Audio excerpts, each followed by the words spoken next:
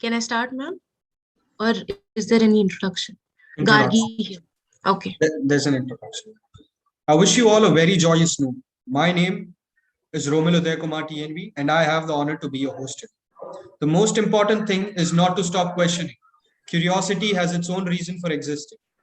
My mom said to me, Romil, never stop questioning things. And I've always wondered why she said that. And now I vaguely realize that curiosity lies in wait for every secret. With this thought, I commence the final session of Impetus 2021 3-day online international conference on social media and developing societies, organized by Department of Media Studies and IQAC, Nagar College, Kerala, India. Let's all stay curious. Now we have the paper presentation session chaired by Dr. Shilpa Kalyan, Associate Professor and Head of the Department Humanities, Presidency College, Bangalore. Before the presentation session begins, I'd like to take a moment to brief the presenters. Presenters are expected to complete the presentation within 5 to 7 minutes, after which there would be an interactive session with the chair. I wish the participants luck and abundance of wisdom. Let us commence the paper presentation session. To begin with, I'd like to call upon Gargi Shivanan to present on the topic Blockchain and Journalism, a conceptual beginning to examine if the technology can be adopted in India. Yeah, just a minute, Romil. Just a brief, another important point for all the presenters. Please note, don't spend too much time on the introduction. Briefly, just tell what the paper is about and focus more on your methodology, your theoretical framework, and your findings. More than the analysis, I would, we would, that's how you can manage time. Otherwise, you'll end up, losing out on the time factor. Yeah, thank you, Robert. Thank you, ma'am. Gargi, the stage is all yours. Yes.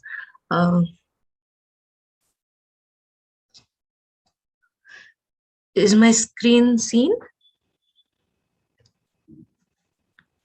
Yes, it is. It is. It is, right?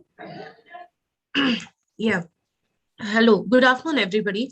I'm Gargi Shivanan, a researcher from Hyderabad, India, and a recent postgraduate from the Department of Communication, University of Hyderabad. This paper is on blockchain and journalism. It's a conceptual paper, and I'll just brief you with the introduction. Blockchain technology is one of the emerging technologies of Web 3.0. It is most commonly associated with the Bitcoin and other cryptocurrencies. The global financial crisis of 2007 and 8 shook people's trust in corporations and governments. This led to the problematization of trust, not only in the financial and technological sectors, but also in the information industry, which continues to this day. Blockchain seemingly answers this question of trust by resolving the ills facing the news ecosystem today, the twin ills of trust deficit and its associated information disorder, and the inefficient economics of the news industry. Literature review and method. Journalism as a profession has been defined as a societal system providing society with fact-based, relevant, and current information, according to Gorky and Scholl, 2007. Blockchain is an emerging network infrastructure that creates a system of digital trust. It is based on verifiability, auditability, and a decentralized consensus, according to the Niti Aayog in its 2020 strategy on blockchain. Blockchain and journalism have been explored in several papers and articles across the world, but haven't been done in India. The Niti Aayog says that the potential use cases of blockchain should be examined such that we find where it is perfectly useful, because blockchain is not a technology that will be useful across all sectors without any difference. This paper tries to adopt an Indian perspective to the areas that can be possibly remedied through the adoption of blockchain technology in the Indian news ecosystem. The method initially involves a systematic Google search. Excuse me, ma'am. Aditi, can you mute your mic? Okay, you can continue. Method initially involves a systematic Google search to list out potential use cases, and then an exploration can be carried out through empirical research using the three models that I mentioned later. The discussion. So here I list out the potential sub-use cases of blockchain technology. The first is copyright infringement, which plagues the media industry today. Tech giants Google and Facebook control traffic to news websites and receive bulk of ad revenues and control the fate of online news portals. Reuters India Digital News Report 2019 found that India was a mobile-first market for online news. The financial interests of platforms create a situation where they disregard legal concerns about the intellectual property of news publishers. Blockchain maintained smart contracts have been mooted as a possible solution to help news publishers rightfully assert the ownership of their content. The second possible use case is that of information disorder. Online news consumers rely on technological giants to direct them to news which is tainted by either echo chamber and filter bubble logic. These tech companies prioritize ad revenues over editorial values, and the use of these newspaper publishers' IP gives troll farms and fake news outfits the chance to manipulate and fabricate mis or disinformation using the framework of genuine news. According to Catherine Harrison and Amelia Leopold of the Deep Trust Alliance, this situation can be remedied by appending metadata to any photos, videos, audio, etc. through the creation of blocks on the blocks, that is maintenance through the nodes, will eliminate any need of fact checking and restore trust. A registry of such multimedia texts by news organizations with captions, locations, consent to be photographed, copyright information, and other metadata could ameliorate the problem of fabrication. The third is the question of social media. A widespread trend amongst news organizations has been to quote information from social media as news. There has been research mooting the use of blockchain technology as a social networking solution that enables users to control, trace, and claim ownership of every piece of content they share, according to Chakravarti and Rong, 2017. The fourth use case is that of business models. Indian legacy media has been facing a crisis with a decline in print advertising and migration of advertisers to to online news platforms. The dwindling ad revenues could eventually force a lot of journalists out of their livelihoods. Therefore, micropayments enabled access to content through cryptocurrencies, especially to smaller publications, might help with monetization. Uh, the next case is the crisis of the fixers and stringers in Indian media. A possible exploration of blockchain in India could be to alleviate the distress faced by fixers and stringers in Indian journalism. This can be done in two ways: to use blockchain to pay them better and to maintain archives of their work along with a reputation score. Maintaining the archives of a journalist's reportage through blockchain and associating them with a reputation index based on the merit of the stories that they have worked on will enable the fixers and stringers to maintain an identity independent of any news organization. This will also help them receive direct patronage and remunerations or micropayments from readers, according to Shalina, 2019, Dutra, and Harrison and Leopold. The last case, which is very important in Indian journalism, is the freedom of the press. Waite and Machado, in an expansive and extensive study, again a conceptual study, say that blockchain can be used in protecting journalists' work and potentially journalists themselves by permanently and transparently logging security breaches, decentralizing control over stored and shared information, and securely localizing journalists in distress. These are the potential use cases, and further research in this, I suggest for further research, empirical research, I suggest that a combination of the technology acceptance model, the institution-based technology acceptance model, which is given by Kang et al. In 2021, and the technology readiness index can be used to explore whether there can be an adoption of blockchain technology in the Indian news ecosystem. That is through a questionnaire design and a focus group discussion with newsrooms and journalists, and also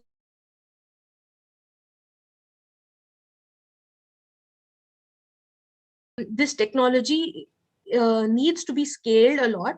The associated issues of ecological and economic value and infrastructural questions associated with this technology need to be resolved for it to be scaled. And if and when this happens, we need to be ready with regulations and imaginations for the use of this technology. That is one of the vistas of Web 3.0. Thank you. Thank you, Gargi, for your wonderful presentation. Thank you, Gargi. Dr. Shilpa. Yeah, thank you, Gargi. It's a trend. Definitely, it's an emerging trend, a very befitting start for the second session on emerging trends. Gargi, just wanted to know, can you just share your thoughts? Have any news organizations in India, have they been using blockchain technology already? No, ma'am. I mean, in India, they haven't been using. The New York Times has started something with the Hyperledger fabric in the US. It's called the News Provenance Project. And they have set out a template of how information can be appended, how metadata can be appended. It's an interesting web page and all, but I don't think it has been scaled to a large extent.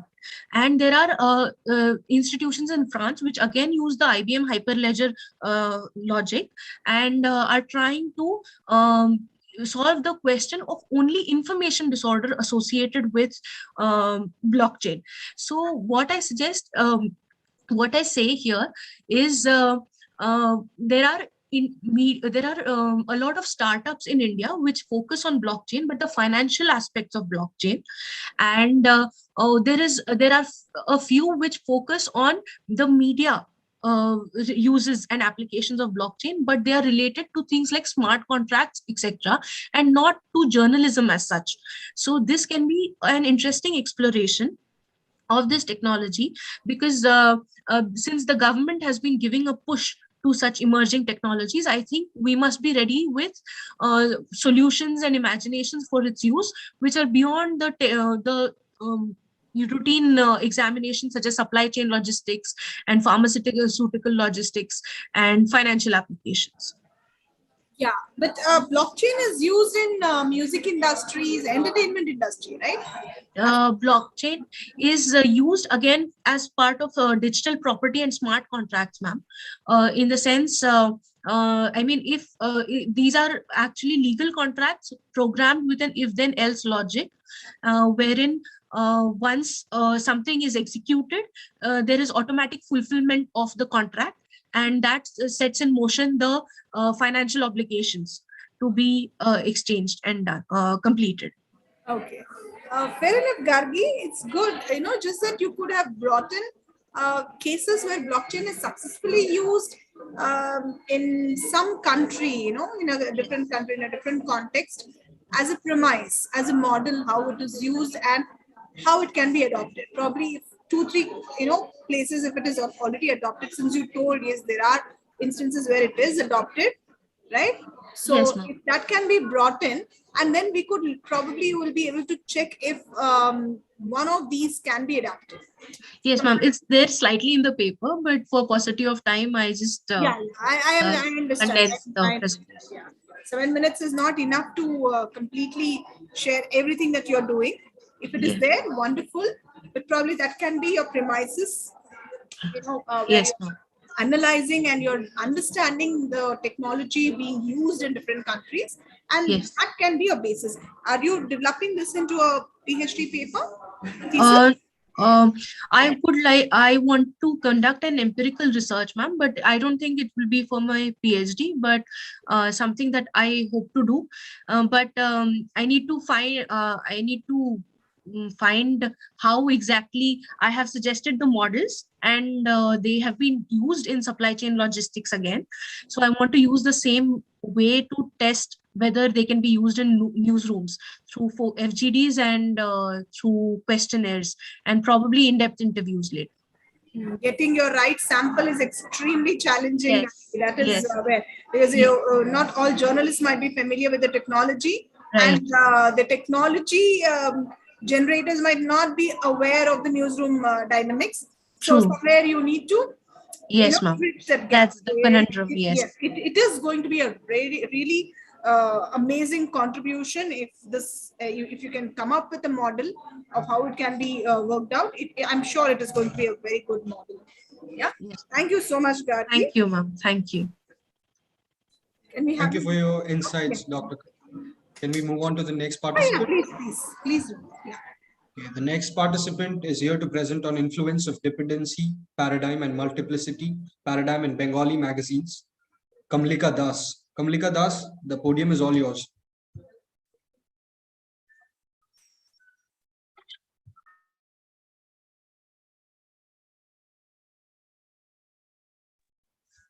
Kamlika Das.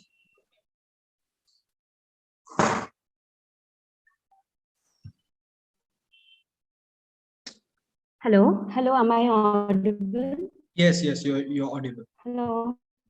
Hello, yes, you're audible. Hmm.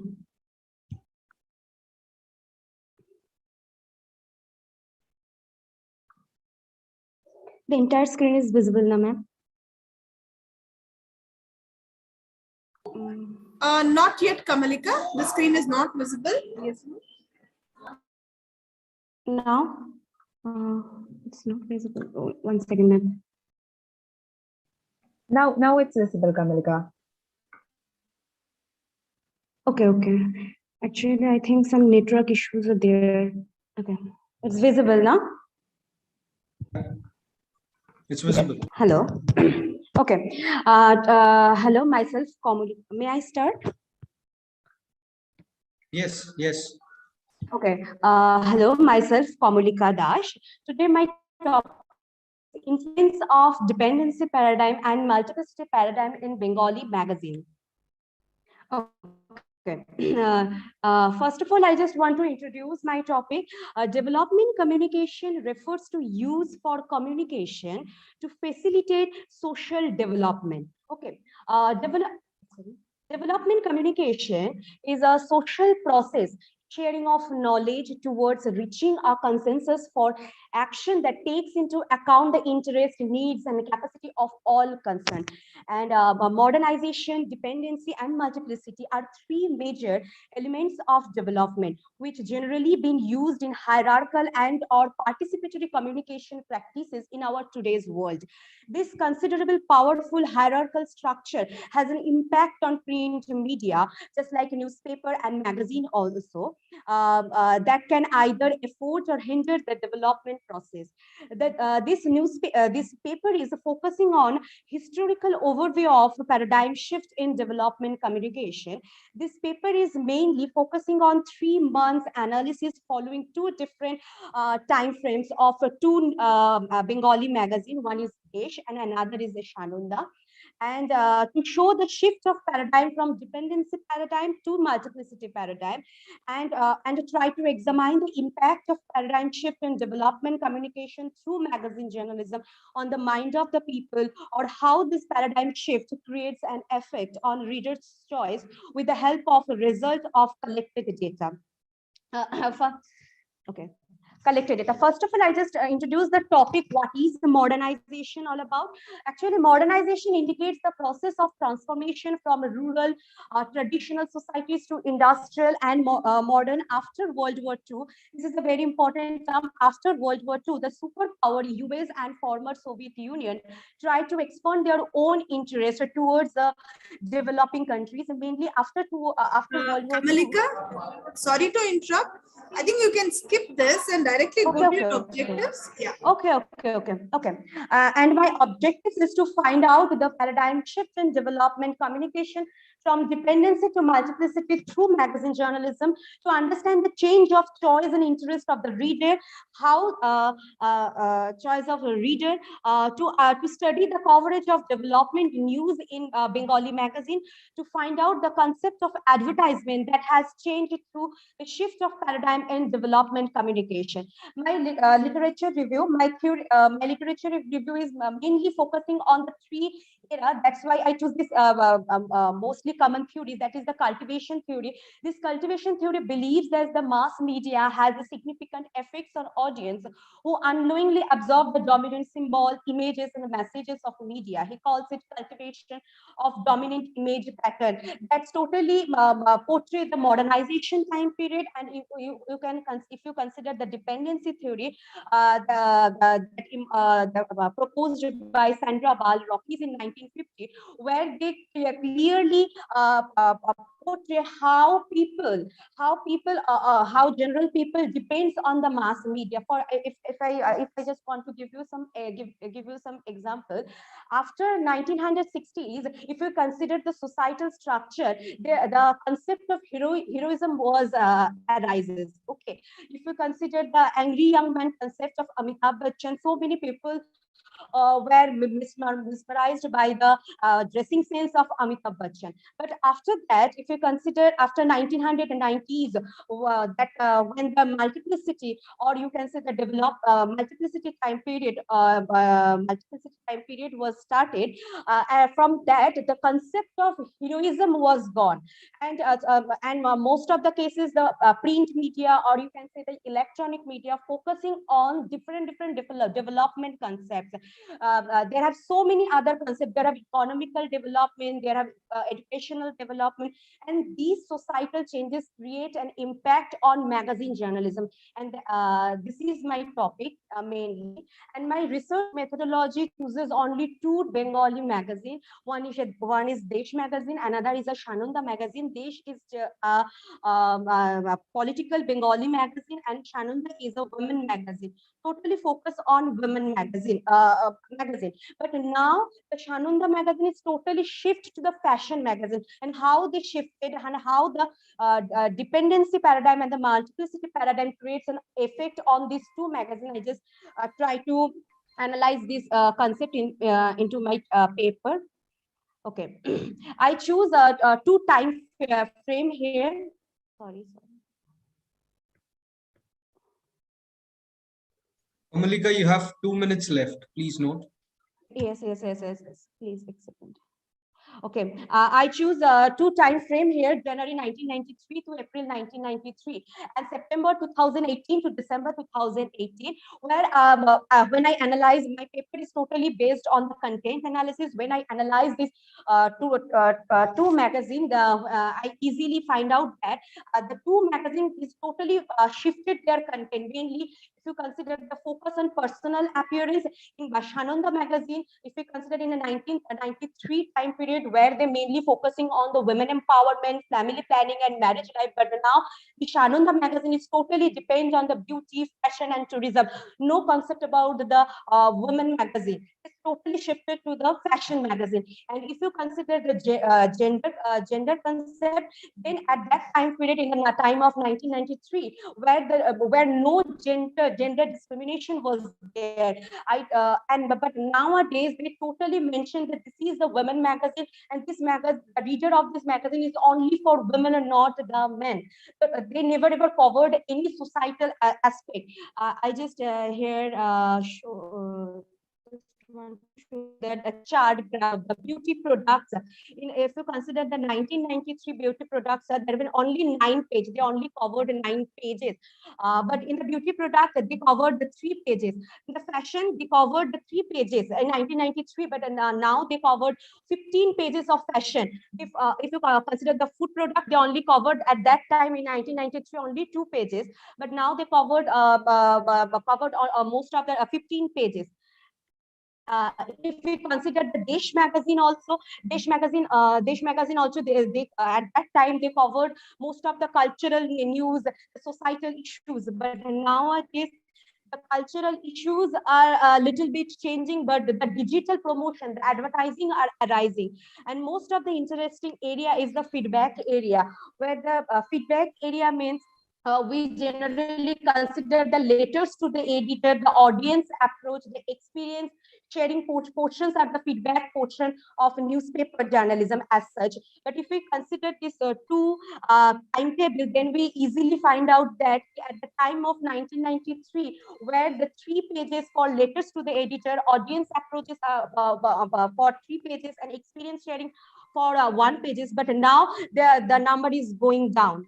So this is totally my findings. Actually, my findings is just we just try to say that the key that when the time frame, the societal time frame has been changed or shifted, the concept of magazine journalism has been shifted. Now we mostly focusing on the westernization concept, not the development issues as such. So the conclusion is that media contents always try to frame the choices of readers, vice versa. Readers' interpretation also create another output, though the media institutions, just like magazine, play an important role to shift the paradigm from dependency to multiplicity. Obviously, magazine journalism is the part of transformation of readers' choice, though nowadays technology is so strong to build the public opinion. So for further studies, I mainly focus on political magazine and women magazine, but there are lots of other types of magazine that can be figured out some other factors that can establish the research topic in another way. Thank you, ma'am. Yeah, thank you, Kamalika. That was an interesting topic. Kamalika, why Bengali magazines? Because I came from a Bengali family, and it's very much relevant for me to choose this topic. Actually, from my childhood, I saw that Desh and Sashananda magazine came to my houses, and I usually used to read this Shananda magazine daily basis, but then monthly basis. That's why I choose this topic. Okay. And did you find any change over a period of time in the way these magazines have covered, the coverage of the issues that you're focused now and how it was done earlier?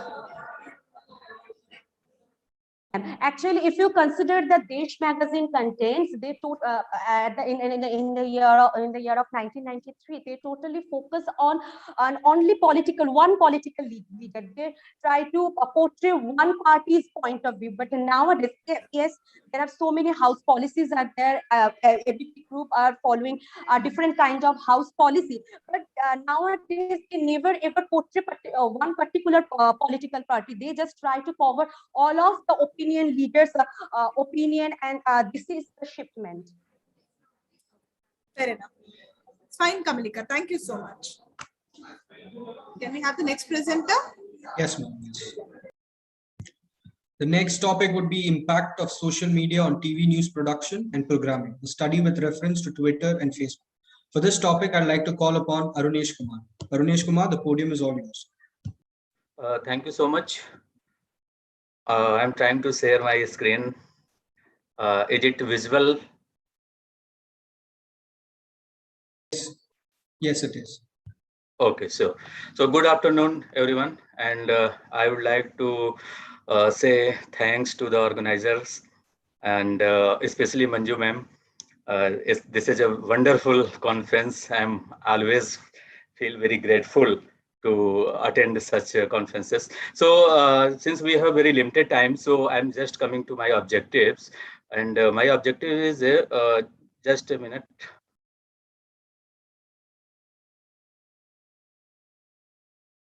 Yeah. So the broad objective is to study the emerging trends of news programming. So could you please full screen it? Oh, just a minute.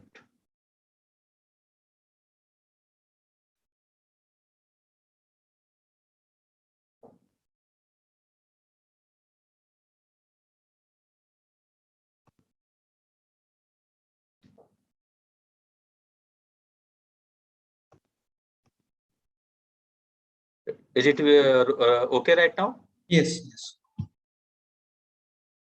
Romil, any concern? No. Okay, so my topic is emerging trends of TV news programming with a special reference to Facebook and Twitter.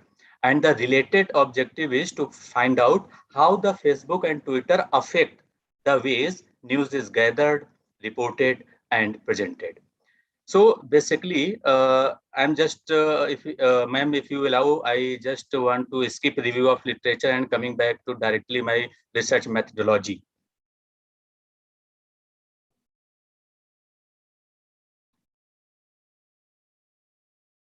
So just have a look for the review of literature. So N. Newman in 2009, he has done a study on the impact of social media on journalism. And the findings of that research suggest that social media, blogs, and user-generated content had made a great impact on journalism. Similarly, if we talk about the Harper, who has done a study in 2010, he has said that journalists consider Twitter as the most popular tool for the information rather than other social media tools.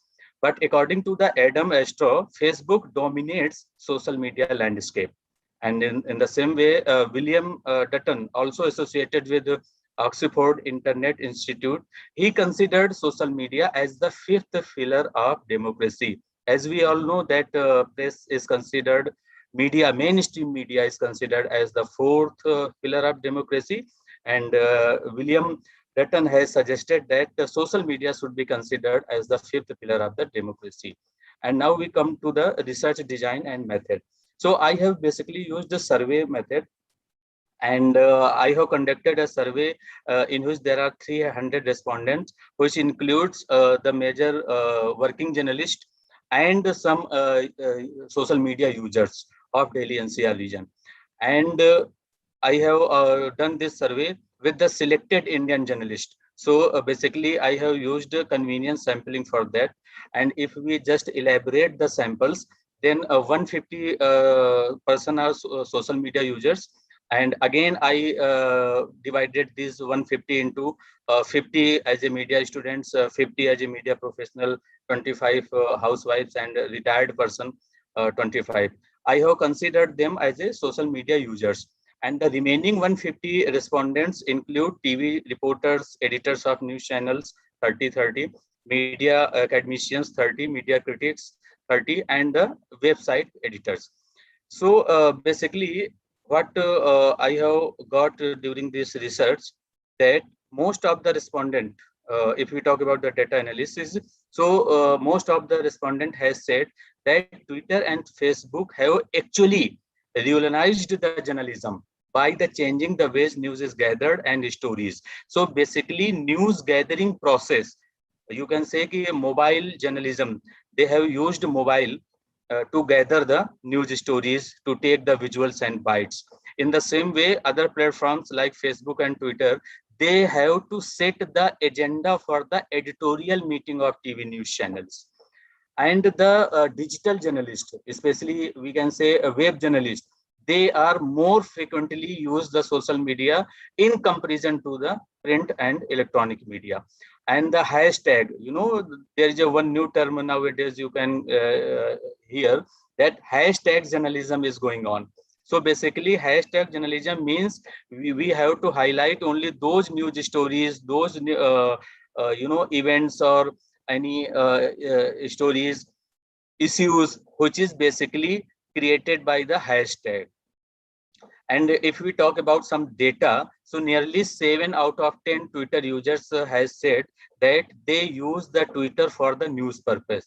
And similarly, 6 in 10 Facebook users have said that they get primarily news and contemporary issues related information from the Facebook. In the same way, if we talk about the working journalist, it may be the desk producers. So they around 8 out of 10 news producers said that Twitter is most applicable for the breaking news. And similarly, 5 out of 10 news producers who produce and present the news bulletin and news programs, they consider Facebook for the first-hand information for any news or issues.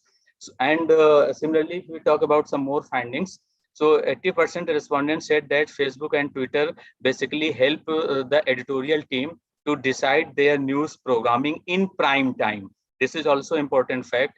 What should be going on prime time, that is basically decided by the social media. And similarly, 90% of the Twitter news user get their news either through the scrolling their timeline or browsing tweets of those they follow.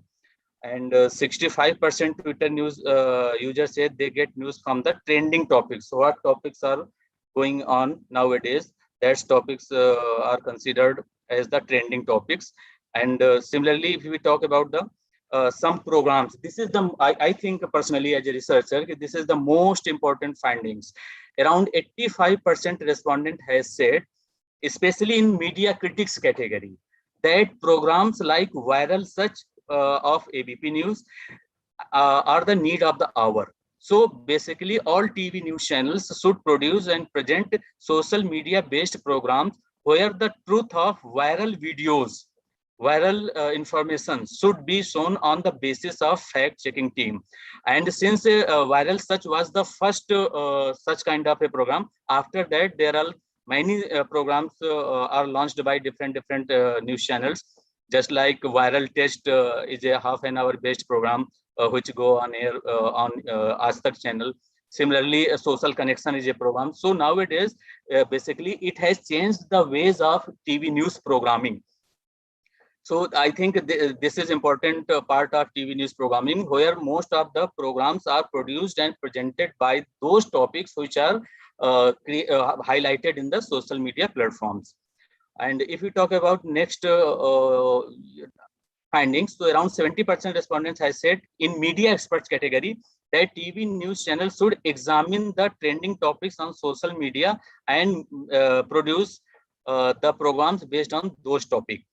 But here the next respondent, which is 75%, they considered emerging trends of journalism is in digital medium like YouTube, app-based application, news websites, which may or may not be related to the mainstream media organization. So just like In Short is an app. Similarly, 85% respondents said going live on Facebook and Instagram page before that scheduled news program on that particular news channel. These are also emerging trends of news programming.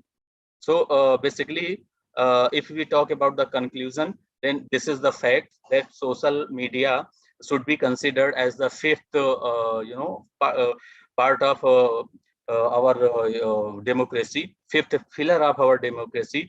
And social media has great impact on the mainstream journalism. So the question arises, do we think social media is overlapping mainstream media, or basically it makes a strong presence to the mainstream media? So what I have found that new media, it should not be considered as the death of good journalism, but it should be considered as the birth of new kind of journalism movement that emphasize basic key factors of journalism: transparency, unbiased honesty, and giving the voice of the voiceless. This is the very important fact to be the voice of voiceless. As you have seen nowadays, social media users, they just posted various news stories or any pic or any video, and after some time that story comes on the mainstream media. For example, last year I think we have seen a story where BSF person, BSF soldier, has just raised his voice against the bad working condition, and then that considered in the that is taken care by the mainstream media. So there are so many examples for that. So but we have to see the both side of the coin. If we have already talked about the positive aspect of social media, but there is some negative aspect as well. So my research suggests that we are living in the age of infodemic. Infodemic means we are getting so many information from the social media platforms, so many misinformation and disinformation from the social media platforms. So this is the responsibility of the mainstream media, that we have to tell only the real information, only the truthful information to the viewers. That's why it is very important. We should not trust all the viral videos or the viral information, and mainstream media should always cross-check the viral information and viral videos and then present the factual news to the viewers. So basically all this is included in the conclusion part. And if we more talk about the conclusion, so journalists should tell the real information to the public. Today's audience accept to be able to choose what they want to read, and most believe that they should be able to contribute content and opinions as well.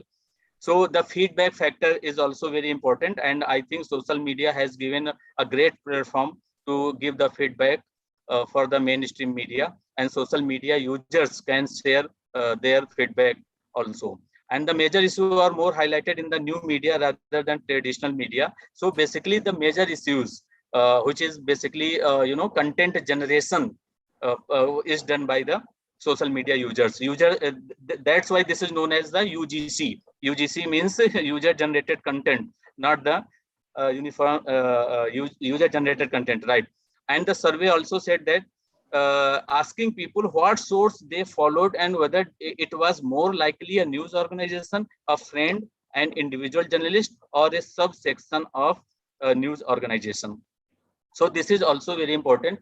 So basically if I conclude by saying one line, so I would like to say that social media has given great opportunities to the TV news media to produce different kind of the news programs and provide the real news to the viewers. Thank you. Thank you, sir. Can you please go back to your objective slide? Okay, ma'am.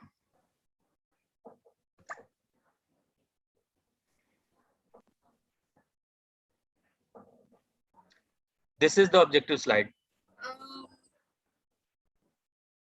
Okay, because I was just, these are the two objectives you're trying to probe, right? Right. Yeah, but your, data report that shows, can you please go next, sir? Sure, ma'am. Your analysis. Sample size, sorry, sample. The sample. Yeah, your sample, you have considered media users. As well as working journalists, ma'am. And you have considered journalists, 150 social media users and then journalists. That means you are looking at it from both the user's perspective, from the consumption and the production perspective. Right, ma'am. The paper is actually impact of social media on television, news production and programming, right? Right, ma'am. So somewhere, because that is misleading. You're looking at it both from the consumption point of view and then production point of view. Right, ma'am. It would have helped if you had clearly demarcated these both as twin objective. You're looking at it from the perspective of the users and that is consumption, and the perspective of the producers as well. Actually, ma'am, if you allow me, I can explain this. Sure, sir, please. Yeah. Actually, ma'am, I have considered, you are right, definitely. But my research is based on the TV news programming and production. So I have to highlight that those social media users who are posting anything on their platform, do that content makes the news program or not? So it's basically not related to the only consumption part of the. I'm not here. My objective is not related to find out the media habits of social media users. In that case, sir, that's a very good point. In that case, then if you were to construct a hypothesis with this, yes, ma'am, you can test the hypothesis and establish the relationship. Right, ma'am. It becomes easier. So probably, it's just about those fine technical points here and there. If you can, I'm sure you'll be able to establish relationship between the variables if the hypothesis is constructed. You have your data, you have statistics. It's pretty, 300 is a very good sample size considering the, area of research, and it's pretty diversified. Just a small observation. We don't really use housewives as a nomenclature when you're collecting. Probably you can say homemakers, because there could be house husbands also. So right, it becomes again gender politically. Yes. Agreed, ma'am. Yeah, that's the only thing. Otherwise, we can move on. Thank you, sir. Yeah. Thank you, ma'am. Thank you, Mr. Arunesh, for your wonderful presentation. Can we move on now? Yes, yes, please. Okay. So our next topic is perceptual mapping of good attributes of news media across media types. For this topic, I'd like to call upon Mr. Chippy John. Mr. Chippy John, the podium is all yours.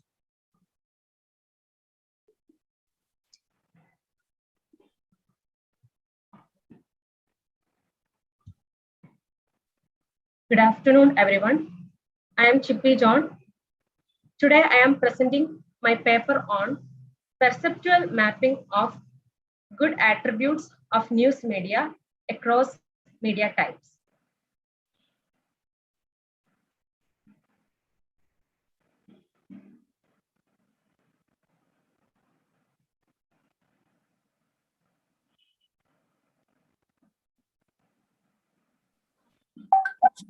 Yeah, any concern? Is the screen frozen? Can't hear anything?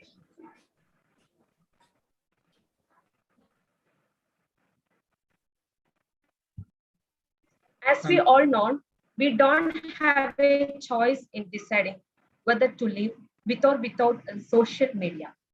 Our life has been so intrinsically connected with the use of social media like Facebook, WhatsApp, Instagram, etc. There are three types of media that we examine in the study.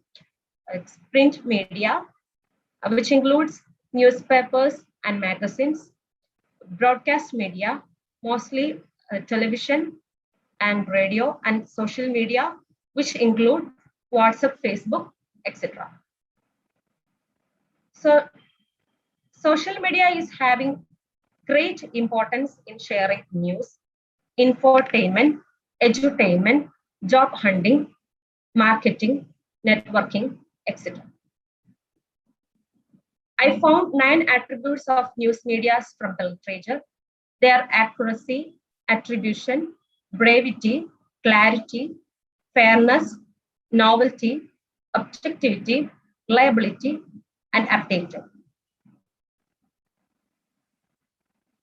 I did a survey among college students with a sample of 120 picked from arts and science as well as professional courses from 7 colleges in central Kerala.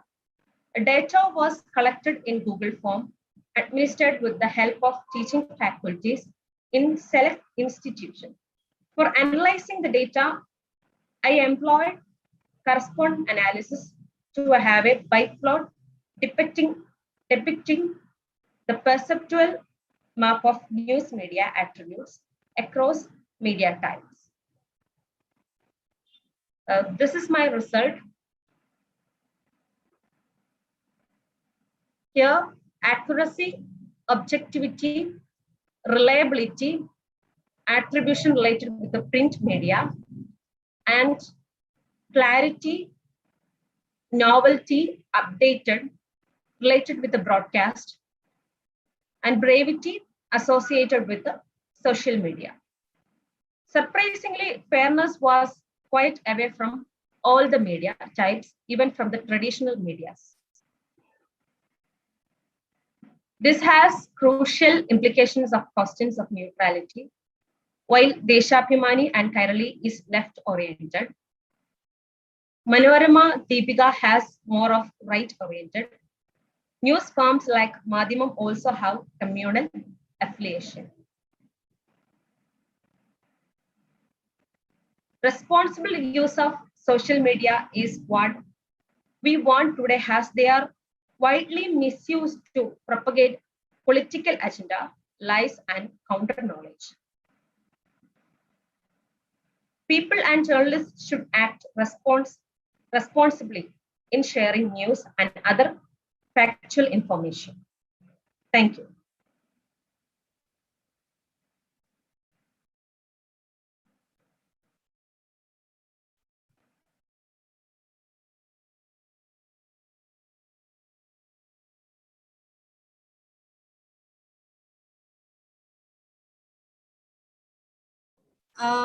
Yeah, thank you, Chippy. Just trying to understand. You're a teacher. The mapping. I'm student. Okay, okay, because you're a B.Ed student. I think the mapping was influenced by the curriculum there, right? Yes. It was an interesting one. Just that, a small observation, Chippy. Next time when you are doing the categorization of media, we do talk about, yes, print media is fair enough, broadcast media, and we talk about digital media, not specifically social media. Social media is part of digital media. Digital media is an umbrella term. It's a broader concept, right? That's one probably change that you can incorporate and modify next time. Yeah, thank you. That was an interesting one. Thank you, ma'am. Thank you, Ms. Chippy, for your wonderful presentation. Ma'am, can we move on to the next one?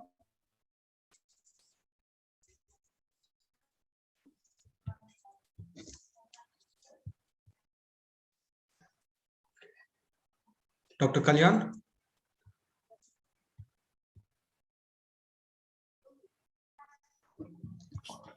Dr. Kalyan, may I move on to the next one? Tell me, Romil. Can I move on to the next one? Yeah, please. The next. Yeah, please. All right. So the next topic is over the top as emerging platforms. This topic is presented by Ms. Babita Sharma. So Ms. Babita Sharma, the virtual podium is all yours. Namaskar, everyone. Let me just start my presentation first.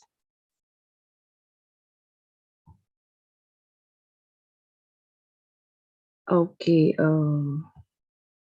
Yeah, is it visible? Is my presentation visible to all? Yes, ma'am. Yes. Okay. Namaskar all. I am Ms. Babita Sharma and I'm working as an assistant professor at the Department of Journalism and Mass Communication at IISD University, Jaipur. So the topic of my presentation today is over the top as an emerging platform.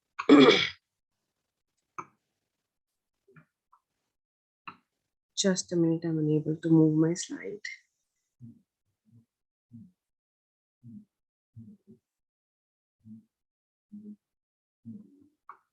Any problem, ma'am?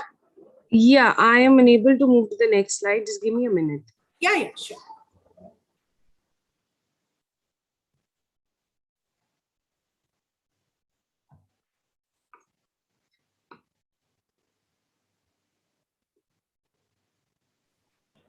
Romil, you can pause the timer. It's okay. You can start the timer when the presenter actually starts presenting. All right, ma'am. All right. Yeah. Yeah, is it visible now? Yes, it is visible. Okay. So, yeah, so as I was telling you, my topic for today's presentation is over the top as an emerging platform.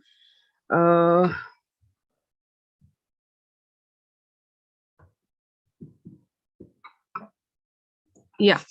Okay. So when we talk about OTT, it's a very technical word, but to simplify or to, we all are aware of video on demand and online video streaming platform, but OTT is relatively technical term. So if we talk about a proper definition, according to ITU Secretary General's report for the 5th WTPF in 2013, the term over the top refers to the applications and services which are accessible over the internet and ride on operators' networks, offering internet access services, for example, social networks or research engines or video aggregation sites and etc. So when we talk about OTT, YouTube, Netflix, Amazon, we hear these words every day and these are all part of OTT. So OTT or online video streaming platforms, if we talk about, they have been around for like it's been a decade, but the entry of Netflix and Amazon in Indian market, it basically gave the hype to the OTT, or it basically gave the identity to the OTT. And success of these international platforms, it inspired other Indian platforms also to launch their own OTT platforms such as MX Player, Voot, Hotstar, etc. In the last half decade, OTT platforms have seen exponential growth and expected to grow at much more rate in near future. And especially the outbreak of COVID-19 pandemic and the lockdown implied because of that has contributed exponentially in the growth and popularity of OTT in India and obviously around the world also. So objectives of my study are to find out OTT's growth as emerging platform in past 1 decade, and obviously its future prospect also, and to find out the reasons of increase in viewership, and to find out the reasons of increase in subscription. So I have taken two different objectives of viewership and subscription, because a lot of people are viewing a certain OTT, but they might not be subscribing. They might be using a subscription of their family member or a friend. So the hypothesis of my study is OTT platforms have grown exponentially in past 1 decade. Ad and censor-free content, binge watching, privacy of viewing, flexibility of device, etc. are the main reasons, and also inexpensive and competitive subscription charges. They are the main reasons for opting for OTT platforms, the choice of entertainment. Then lockdown imposed as a result of COVID-19 pandemic has also led to a drastic increase in subscribers of OTTs, and in last 1.5 year also. Then if I talk about my research methodology, I have done a small survey through questionnaire, and my sample size is 100, and it's done in Jaipur only through online Google Forms. So when asking about the questions that do you access OTTs, or what kind of OTTs do you access? So the majority of them access Netflix and Amazon and Hotstar. Other OTTs have a relatively smaller share.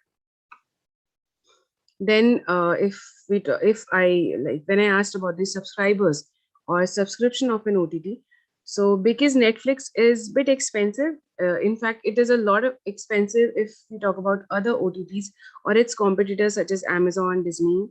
So Netflix has relatively less subscribers than Amazon and Disney. And Z, Sony Live, they have like fair share of subscription.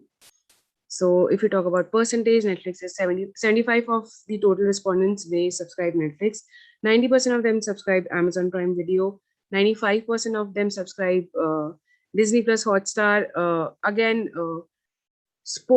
providing sports events live, or IPL screening. This is the main reason of highest subscription of Disney Plus Hotstar.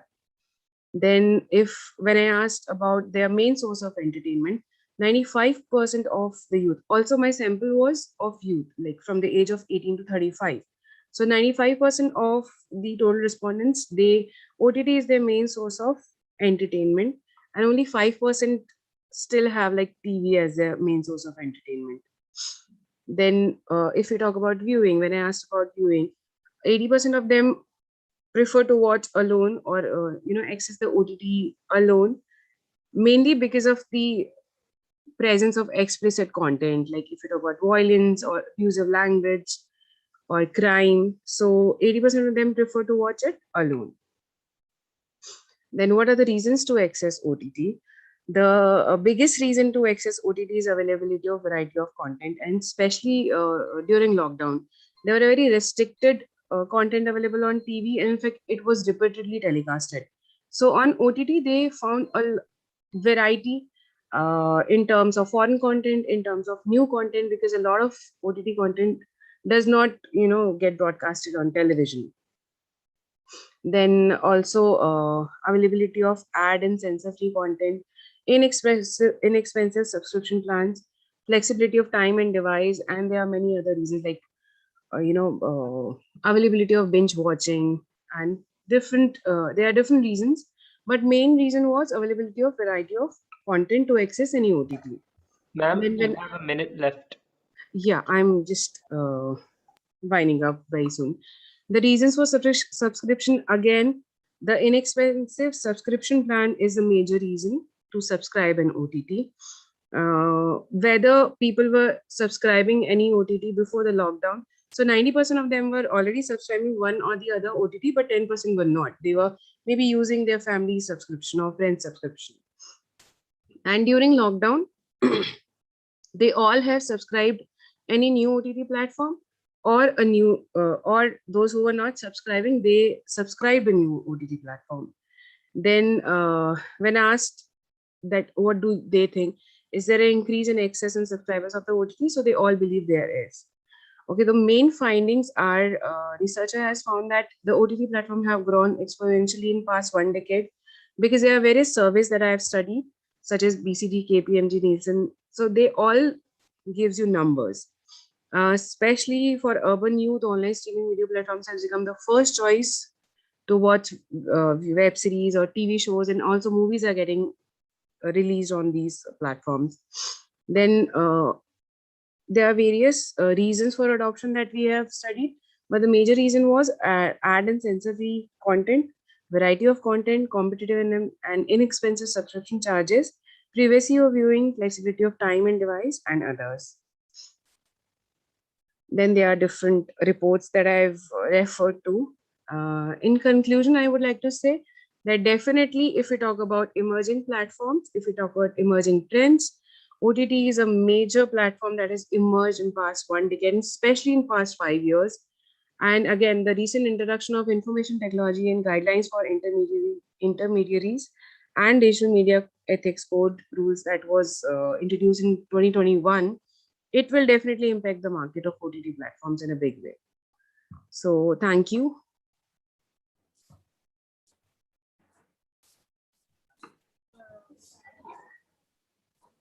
Yeah, thank you, ma'am. Thank you for the presentation. Thank you for the study. Just a couple of observations. Yes, it is definitely no doubt emerging trend. You know, we talk about OTT platforms.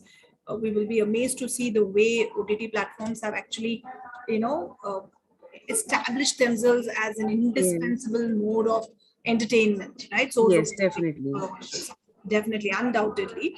Just that probably, ma'am, you could have also included there was one particular question, probably one particular analysis where you mentioned the audience choice of entertainment, preference of entertainment. Was it OTT versus television, right? Oh, yeah.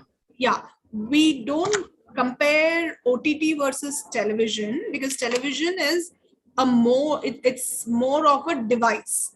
Yeah, that's right? So because OTT platforms are accessed via television, also via mobile phones, via laptop. So that is a little, probably the question can be tweaked. That part. Yeah, maybe we can talk about the content available on television or OTT. The traditional, again, now we also see that again might be a little contradictory because a lot of television content is available on OTT. Yes, definitely. The other question when you spoke about Z5 and Disney Hotstar, one of the reasons why Woot platform for that matter is popular is because there's a lot of digital television news content on these platforms, television news channels being streamed there. So somewhere convergence also is an important factor. Yes, so probably definitely. You can review that and see how you can demarcate it, and then probably in terms of the device point of view, and maybe in terms of content difference, do they access OTT platform for the original content or for the traditional television channels content, right, or rather satellite television channels content? So that you can probably, that can be a point of addition in the future if you're developing the paper. Sure, ma'am, definitely. Thank you so much. Thank you so much for your insight. It'll definitely help me to better it. Yeah. Thank you, Ms. Babita, for your wonderful presentation. Next, can we move on to the next participant, ma'am? Please, go ahead. So our next participant's topic is impact of digital advertising semiotics on cosmetic products in AP region. Dr. G. Anita. Do we have this in the schedule, Romil? Yeah, yes, we do, ma'am. Yes, we do. Oh, yeah, impact of digital advertising. Yeah. Dr. G. Anita, the podium is all yours. No, is it Anita? It is Adinarayana, isn't it? No, ma'am, it's G. Anita. Dr. G. Anita. Impact of digital advertising semiotics on cosmetic products in AP region. Yeah. Dr. G. Anita. Do we have the presenter here? Yeah, there is a presenter here, but she isn't responding. She's not connected to audio for some reason.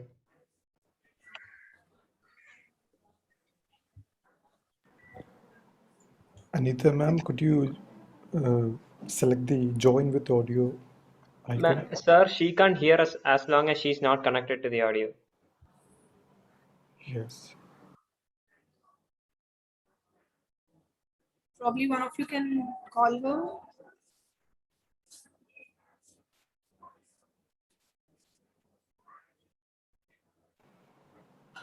Okay, we'll move on to the next person and then I'll get back to Dr. Anita and then she will rejoin. All right, we could do that. Our next presenter is Nirva Safaria, and her topic is understanding the effectiveness of social media branding. Romil, Nirva don't we have Safaria. this presenter? The other presenter? Yes, ma'am. Sakib Vani, don't we have that presenter? No, ma'am. No, ma'am. Okay.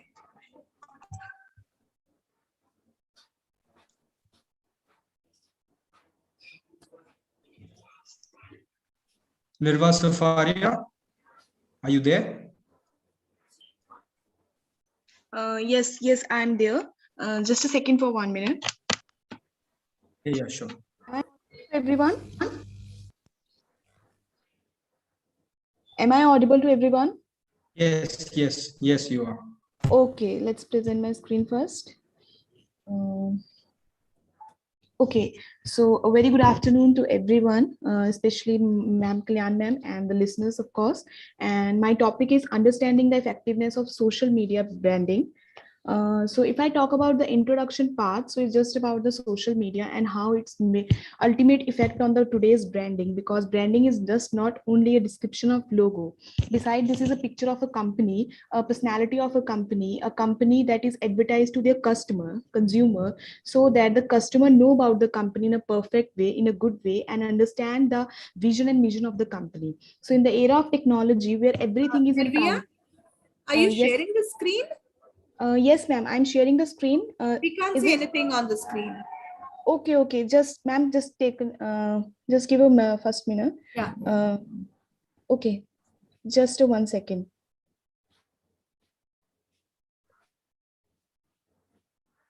Okay. Is the screen is visible? Yeah, now it is visible. Okay. So. Okay, so my topic is understanding. You can just quickly in 1 or 2 lines give the introduction and move on directly to your objective and methodology and findings. Okay, sure, ma'am, sure. So, ma'am, this paper describes only the understanding of social media branding and its positive and negative impacts on various famous and new brands, which make their foot strong and which make their brand strong on social media platform on the behalf of the other media sections. Like, we understand that social media platform is more popular form in today's economy than the other forms of media. So, this paper carries out a research on the effectiveness of brand communication on customer buying decision pattern, and also studies the trust of customer on authentication of that product, which will be advertised on social media, especially related to other products. So there's my review of literature. I mentioned the 2 books from Verghese 2021 and Deckers and Lacey 2017, where they just tell about the growing digital culture and branding and social media. Like, it's a very typical and technical type of relation in today's world.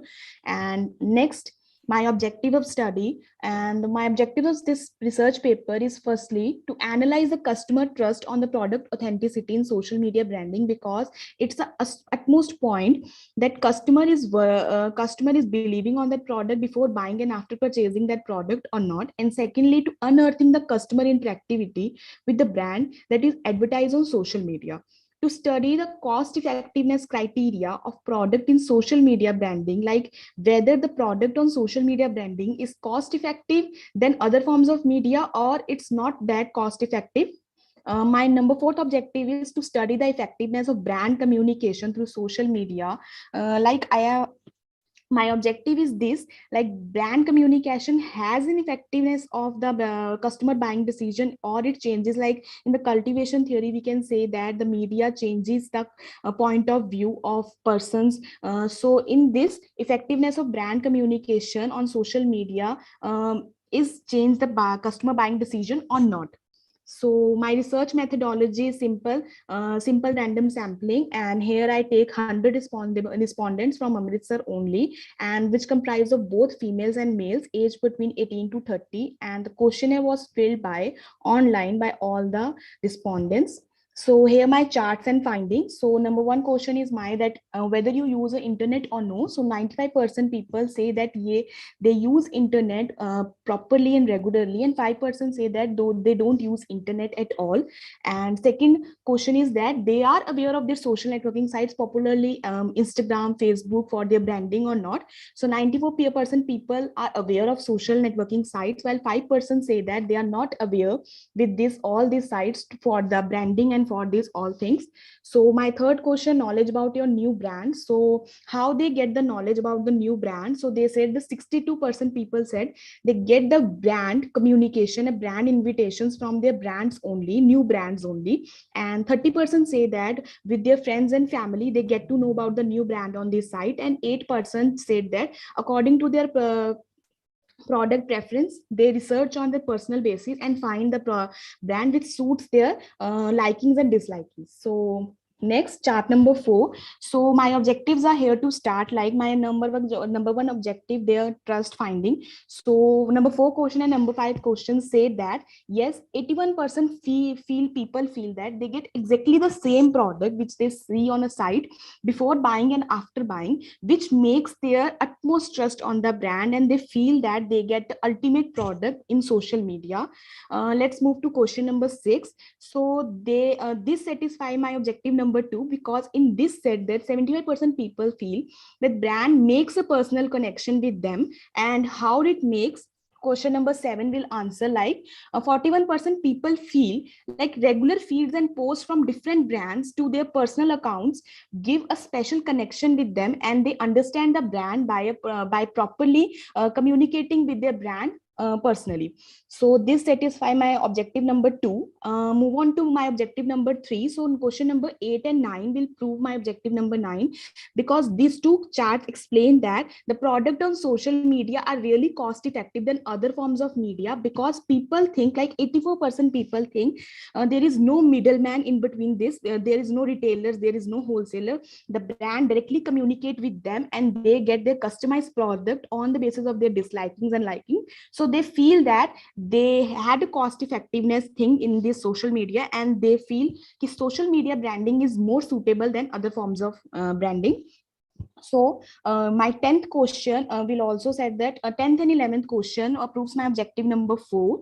They will say that a brand communication has a greater impact on customer buying decision, because in other forms of media they don't get a proper knowledge of product. Like we see on a TV, we see just an advertisement of product, but on the social media they can interact with brand owners, they can interact with the managers of that brand and get the information about the product, whether they suits or not. And 75% feel that buying decision changes after the brand communicates with them, and this is a very, very good option to choose a product on social media than other forms of media. So these are my findings, and charts basically show how my objectives are satisfied on this presentation or not. So lastly, I ended this survey, and I ended my research paper with the conclusion. We can say that in the world of technology, social media has a greater impact on branding techniques of a company, but this media not only popularizes the brand but also make a future base for the smoothly run.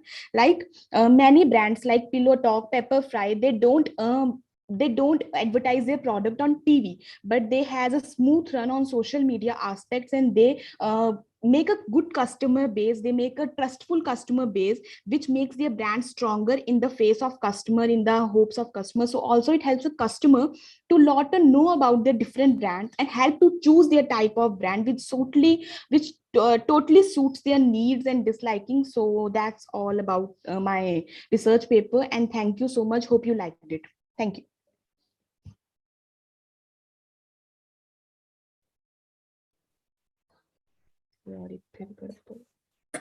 Thank you, Nirvia. So you were trying to understand the effectiveness of, did you choose any specific brands?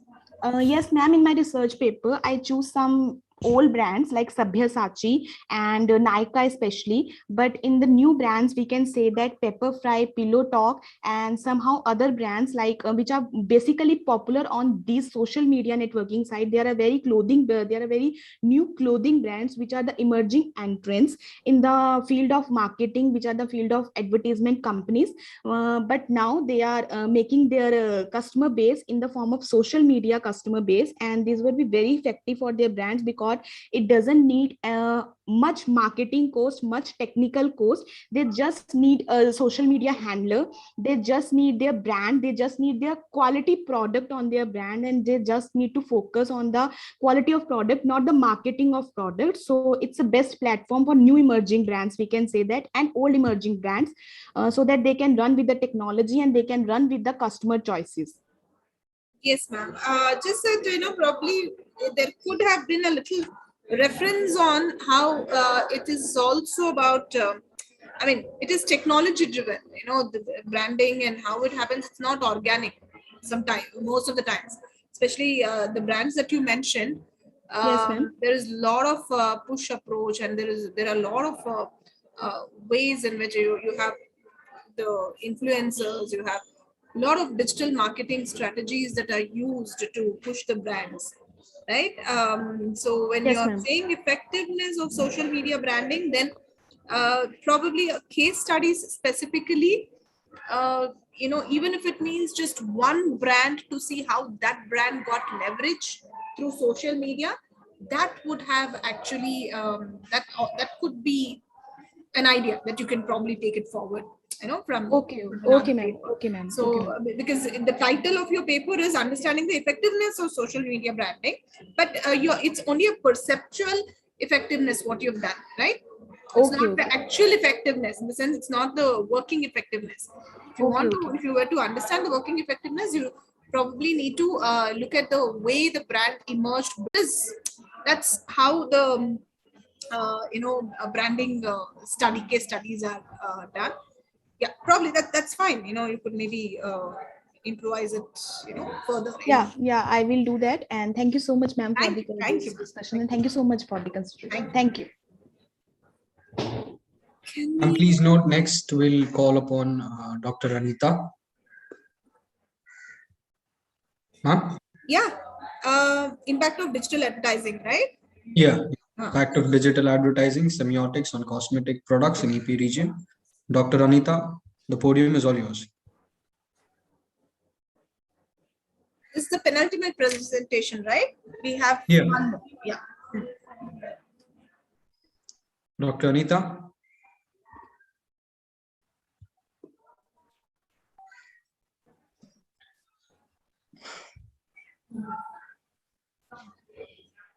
Ma'am, if you could please click the microphone button on the left corner, very left corner on your screen. Yes, yes.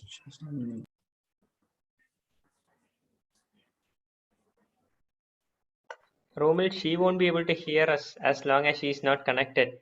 And now she's connected. Okay.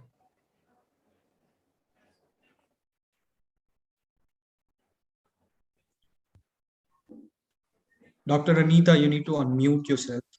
There's a button, a microphone button on the very left, far left of your screen.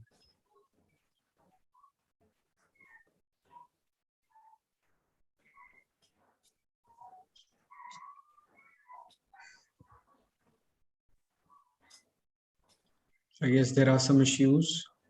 Can we go next? Yeah, sure. We'll wait for Ms. Anita to probably fix the technical glitch. All right. Next we have the topic is engaged, but are you in love? Deciphering the relationship between consumers, online brand related activities, and brand love, by Deepika Dhawan. Deepika Dhawan, the podium is all yours. Hello, sir. Am I audible? Yes, you. Okay, I'll start presenting.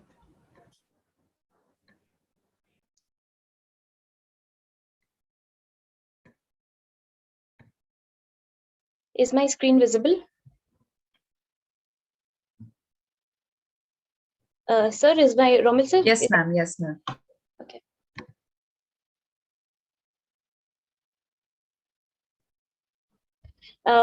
Hello. Big thank you to Nagar College for this conference, for organizing this conference. Thank you to Manju Rose ma'am for communicating about this conference and for accepting the paper. And uh, good afternoon to Shilpa ma'am and other colleagues at Nagar College.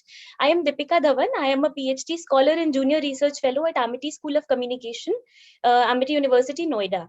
So I am the presenter of this paper. I have written this paper that the title is Engaged, but Are You in Love?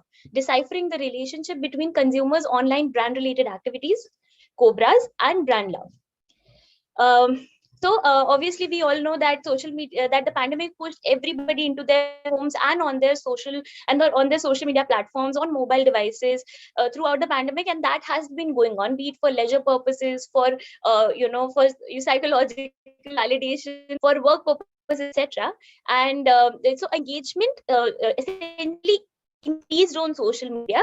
WhatsApp became the center of attention for work communication and everything. So social media engagement and activities heightened during the pandemic, right? Which resulted in brand managers and brands to focus more on that side on digital media and social media marketing, etc. So obviously we are all aware of this phenomenon, and we have talked at length since 2 days, as everybody has done. Right. So there's a researcher named Shao who developed a theory which categorized social media users into different usage types called producing, participating, and consuming. And he said that they are all interdependent and they coexist with every user. Obviously, somebody is producing, they will be consuming content, right? Muntiga and 2 other researchers in 2011 came up with this Cobra typology, which I'll be showing you, which it's a high to low spectrum of social media consumption activities. So this, just a sec. Yeah, just a sec. I'm just arranging the screen. Yeah. So a study by Shivinsky also showed that consumers' brand perceptions affect their behavior on social media. Now, this part of literature was important for my study because how brands perceive how consumers perceive brands and their effect on social media. This was important. So from these 2 different constructs came my 2 constructs called brand love and their social media engagement with the brands. Which brings me to my literature review, the 2 main constructs called Cobra. So this, as you can see, is a consuming, contributing, and creating. So this is obviously a lot of people consume, or almost all people consume content. Few of them contribute and very few of them create, right? So as a brand, obviously if a consumer is creating brand content for you, that's a higher level of engagement. That's the highest level of engagement. The second construct is brand love, which I took from Carol Lahuvia and Batra studies. So this is the whole, as you can see on your screen, this is the whole theory that they gave. So they had a 26 items, 13 item and 6 item scale, and I took the 6 item scale for this. So what Carol Lahuvia and Batra did was they took interpersonal love, the Sternberg's triangular theory of love, and other theories, and then they translated it into brand love, which is defined as degree of passionate emotional attachment a satisfied customer has for a particular trade name. That's brand love. Now this is an emerging construct in the recent brand literature consumer studies.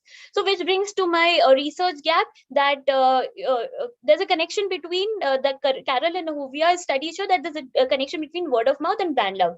Word of mouth for me, if I'm doing my research, is an important construct when I'm doing this because it has to do with consumer engagement. So it comes in the second level of a consumer engagement according to the framework, that you contribute. Word of mouth is a contribution, not creation, not consumption. So on other studies by Bergquist and Beclaren also said that brand love is a vital driver for consumer engagement. That inspired me to take up this research. My research question was, is consumers' social media engagement with a brand a good sign for consumers' love for the brand? The objective was to study the correlation between these two constructs, and hypothesis was there's a significant relationship between these two. The theoretical framework is as you can see on the screen: Cobras taken by Mutinga, Moorman and Smith study, and brand love, Batra, Ovia and Bagodzi's 2012 study. I took up the skills. My methodology was 18 to 35, mostly millennials and Gen Zers. It was primary data, and a statistical analysis was done. Delhi NCR, there was the main region that it was collected from, obviously male and females, students, occupation, self-employed, employed, everybody.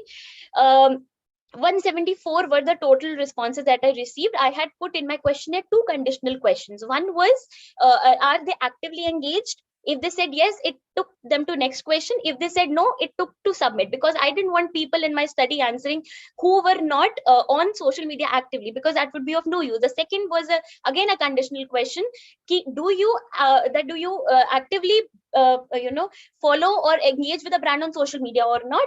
And then there was if they said no, it directly took to submit, and if they said yes, then there was a 14 items scale the questionnaire that they had to answer. So from out of 174, 7 respondents said that they do not use Facebook, Instagram and Twitter actively.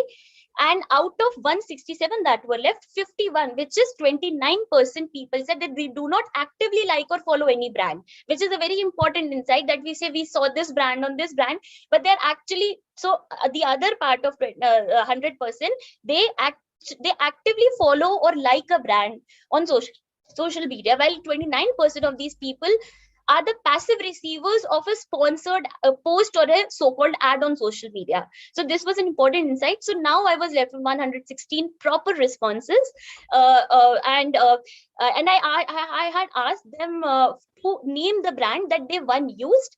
Again, they were engaged on social media, they continuously communicated with on social media. So they named the brand, and I had categorized them into different categories. I'll show you in the upcoming slide. My conceptual framework, as you can see, that this was my hypothesis: the correlation between cobras and brand love, strong relationship.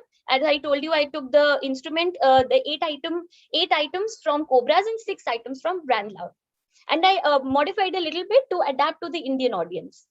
These were my categories. The brands that they told, the most the most loved brand and the most engaged brands on social media that the consumers engage with is Nike, H&M, Caffeine, Puma, Adidas and Lakme. And I crunched all those numbers, and it came up to this: the top were clothing or apparel, sportswear, activewear and makeup and personal care. I analyzed all the data on IBM SPSS 25th version statistics. I used, since it's Likert scale ordinal data, I took the Spearman's correlation coefficient measure. So as you can see, these are reliability statistics. Cronbach's alpha, which is healthy between 0.7 to 0.9 of my instruments, both of my instruments, and it's a good number. These are the descriptive statistics. Now you can see on the right, it's a scatter plot, which shows a moderately strong correlation. Why I am saying moderately strong? Because it's 0.491 correlation coefficient between the two constructs that I studied. They are tightly wound, the scatters are very tightly wound around the line, which shows that it is strong. Moderately, however, but they are strong. That there is, so if somebody is engaged with the brand on social media, it's a beloved brand of them, basically. So this brings me to my conclusion that obviously there's a significant relationship. Respondents were very emotionally attached, definitely. Out of the 6 items, 6 dimensions on brand love, 3 came out to be very strong, which were called desire, self-identification and emotional connection, which shows that the physical act of actually using the product, physical act of liking on social media, a post on social media by a brand, it's not limited to that. The whole activity goes into the emotional realm of the brand also, of the consumer also. It's in the mind, it's in the hearts of the consumers. proceeding with this, it's a reflection. So engaging, social media engagement at the brand is not only a reflection and manifestation, but it also in fact reinforces brand love. So it's a bi-directional thing. One thing doesn't affect, it's not just one direction. Obviously, so my recommendations for the brand marketeers is to employ strategies to increase an interpersonal contact with the consumers that would increase the brand love, which is mostly doable in the least financial possible way online. And since we, from the literature that I reviewed, and we all know also that most consumers tend to consume the content, and they don't contribute and create much to the content. I mean, comparatively, relatively, they look at the content more. So my recommendation is that brands should come up with campaigns, or brands should do activities with their community on social media that involves writing reviews and writing their own experiences with the products that consumers use. That will help creating, which is the highest engagement level according to the Cobra framework. The more they create, the more they will love the brand, and there will be an emotional attachment with the brand. Implications, like I already said, generating a more interpersonal, engaging, expression driven, and conversation based strategy online, on social media by the brands, will increase the love quotient.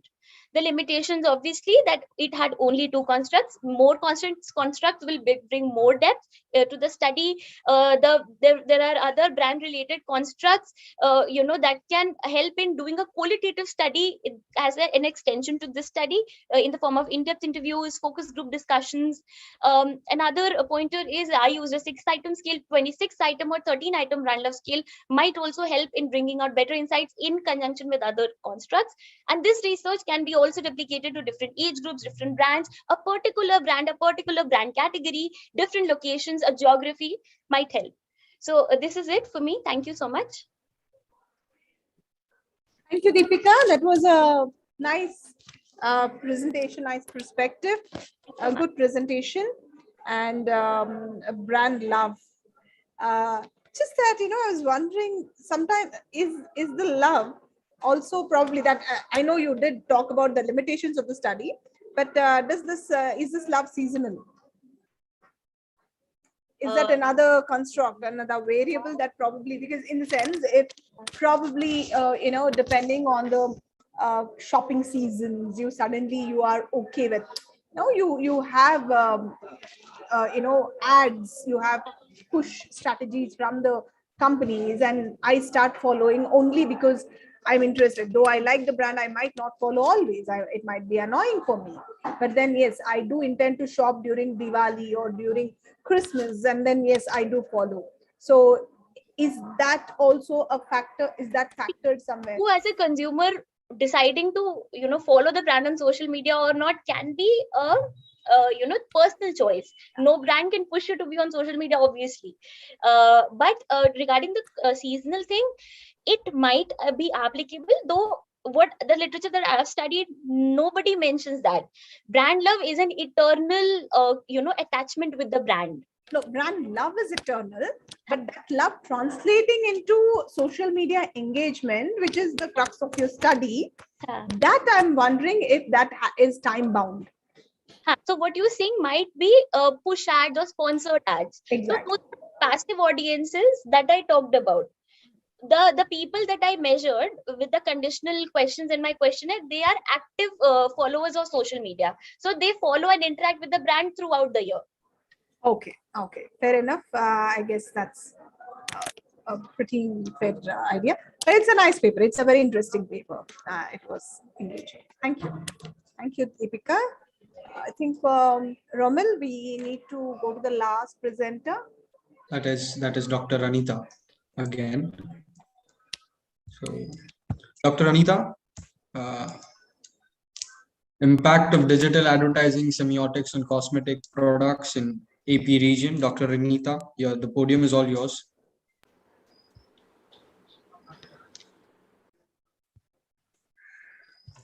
Romil, I think she's not there in the meeting. All right, then should we just conclude the meeting then? Yes, Romil, I think we can conclude. Okay. The paper presentation session was indeed illuminating for me, and I'm sure for all the students in the audience. I considered myself honored to have attended this session. I thank all the presenters for embellishing us with their ideas and their presentation. I'd also like to take a moment to thank Dr. Shilpa Kalyan for her encouraging, informative, and educating words. It was an absolute honor to have you in this conference. And with this, we've concluded the paper presentation session. We will now have a short break till 4:15 before the guest speaker joins us. I'd like to thank each and everyone responsible for gracing this event. Signing off, this is your host, Romil TNV.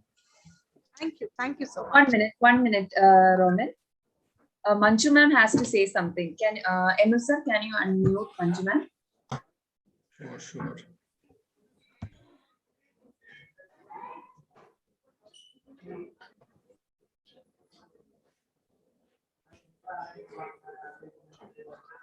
Am I audible? Yeah. Ma'am. Okay. Thank you, Dr. Shilpa Kalyan, for accepting being our moderator and being a very good and a very informative session it was. And you were giving a lot of guidelines for the researchers. From your experience, it was very evident from each and every direction. It was very evident that you are enough experienced and you have done your research in a well-structured manner. And we are very grateful to you for being here for us. Thank you. Thank you so much, ma'am. Thank you so much. It's a learning experience for all of us. I look at it as an opportunity to learn and share experiences, right? Thank you so much for having me with you. Please and wonderful papers. We had wonderful papers, I feel, both the sessions, really good papers. Congratulations to all the presenters and a big congratulations to your entire team for hosting this conference successfully. Congratulations and all the best. Thank you. Please join us for the valedictory. Ma'am, Sure, sorry to interject. Our guest has joined us. Oh, okay, then we can continue.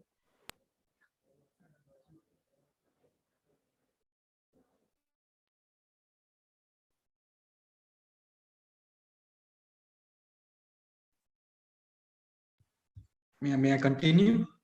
Yeah, sure, Roman. Please. Preventing disinformation in this digital age is indeed a challenge for journalists and government all throughout this globe. To further elaborate on this topic, we have Dr. Lakshman Pant, Chairperson of Digital Media Action, Nepal. At this moment, I'd like to invite Professor Thara CB to the virtual podium to welcome and introduce the speaker. Ms. Thara, the podium is all yours.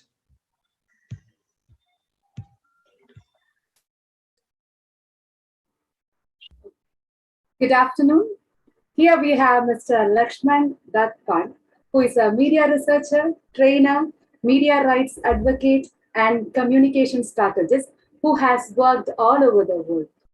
He hosted or produced over 300 episodes of Power Chat, Nepal's only television talk show in English, at Today TV and Yoho TV as a South Asian journalist for development aid.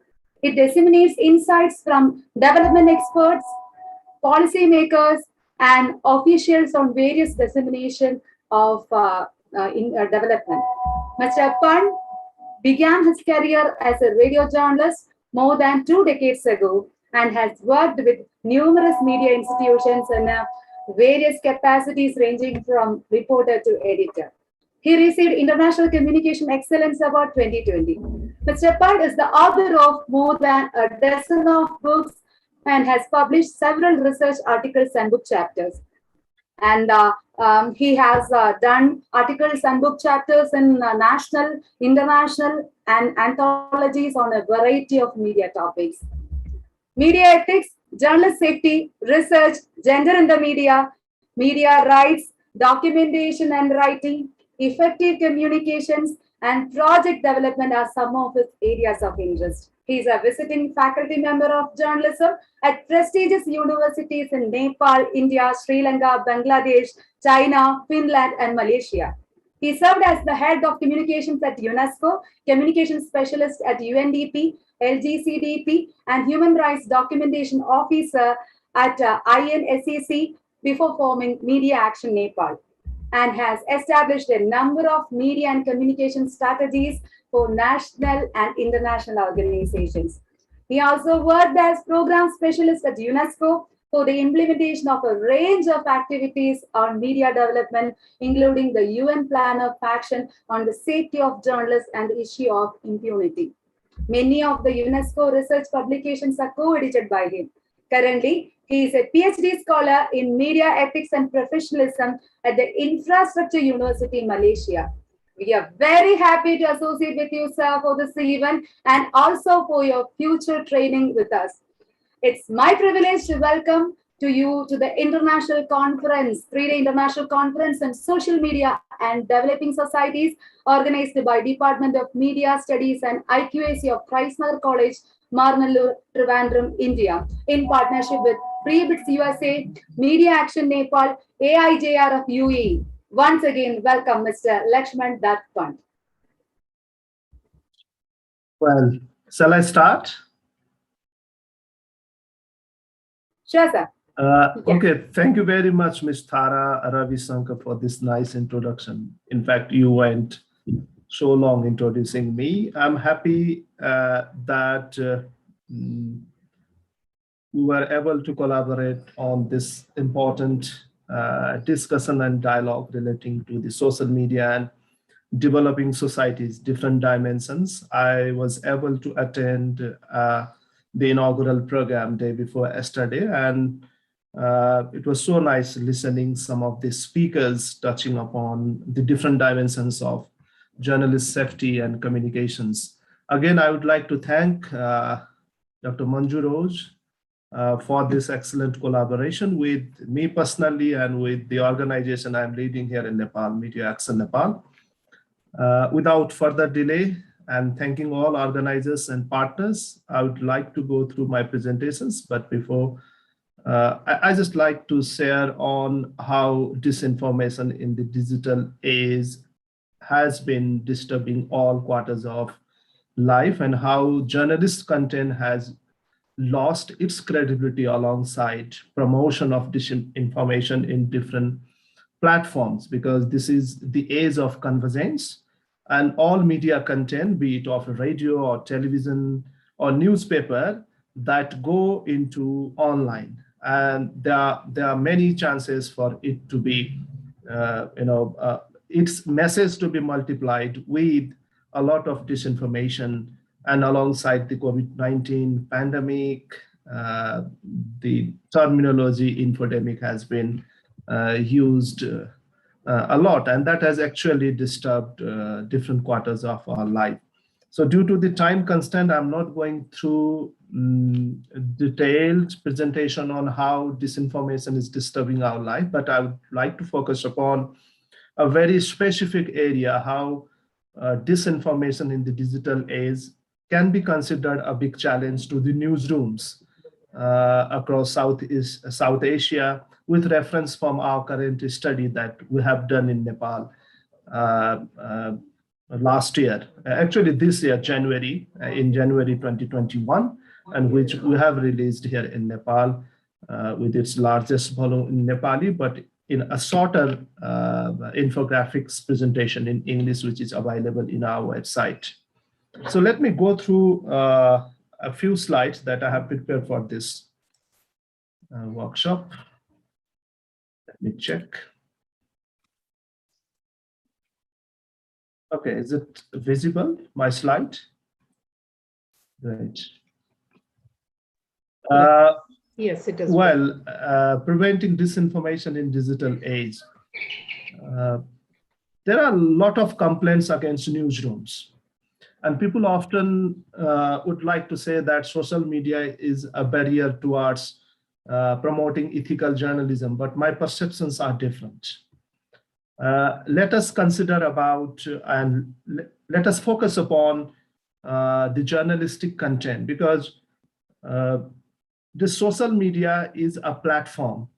The traditional platforms have now been explored along with the social media outlets, including that of Facebook and Twitter and other forms of social media platforms, according to the national boundaries, their laws and all.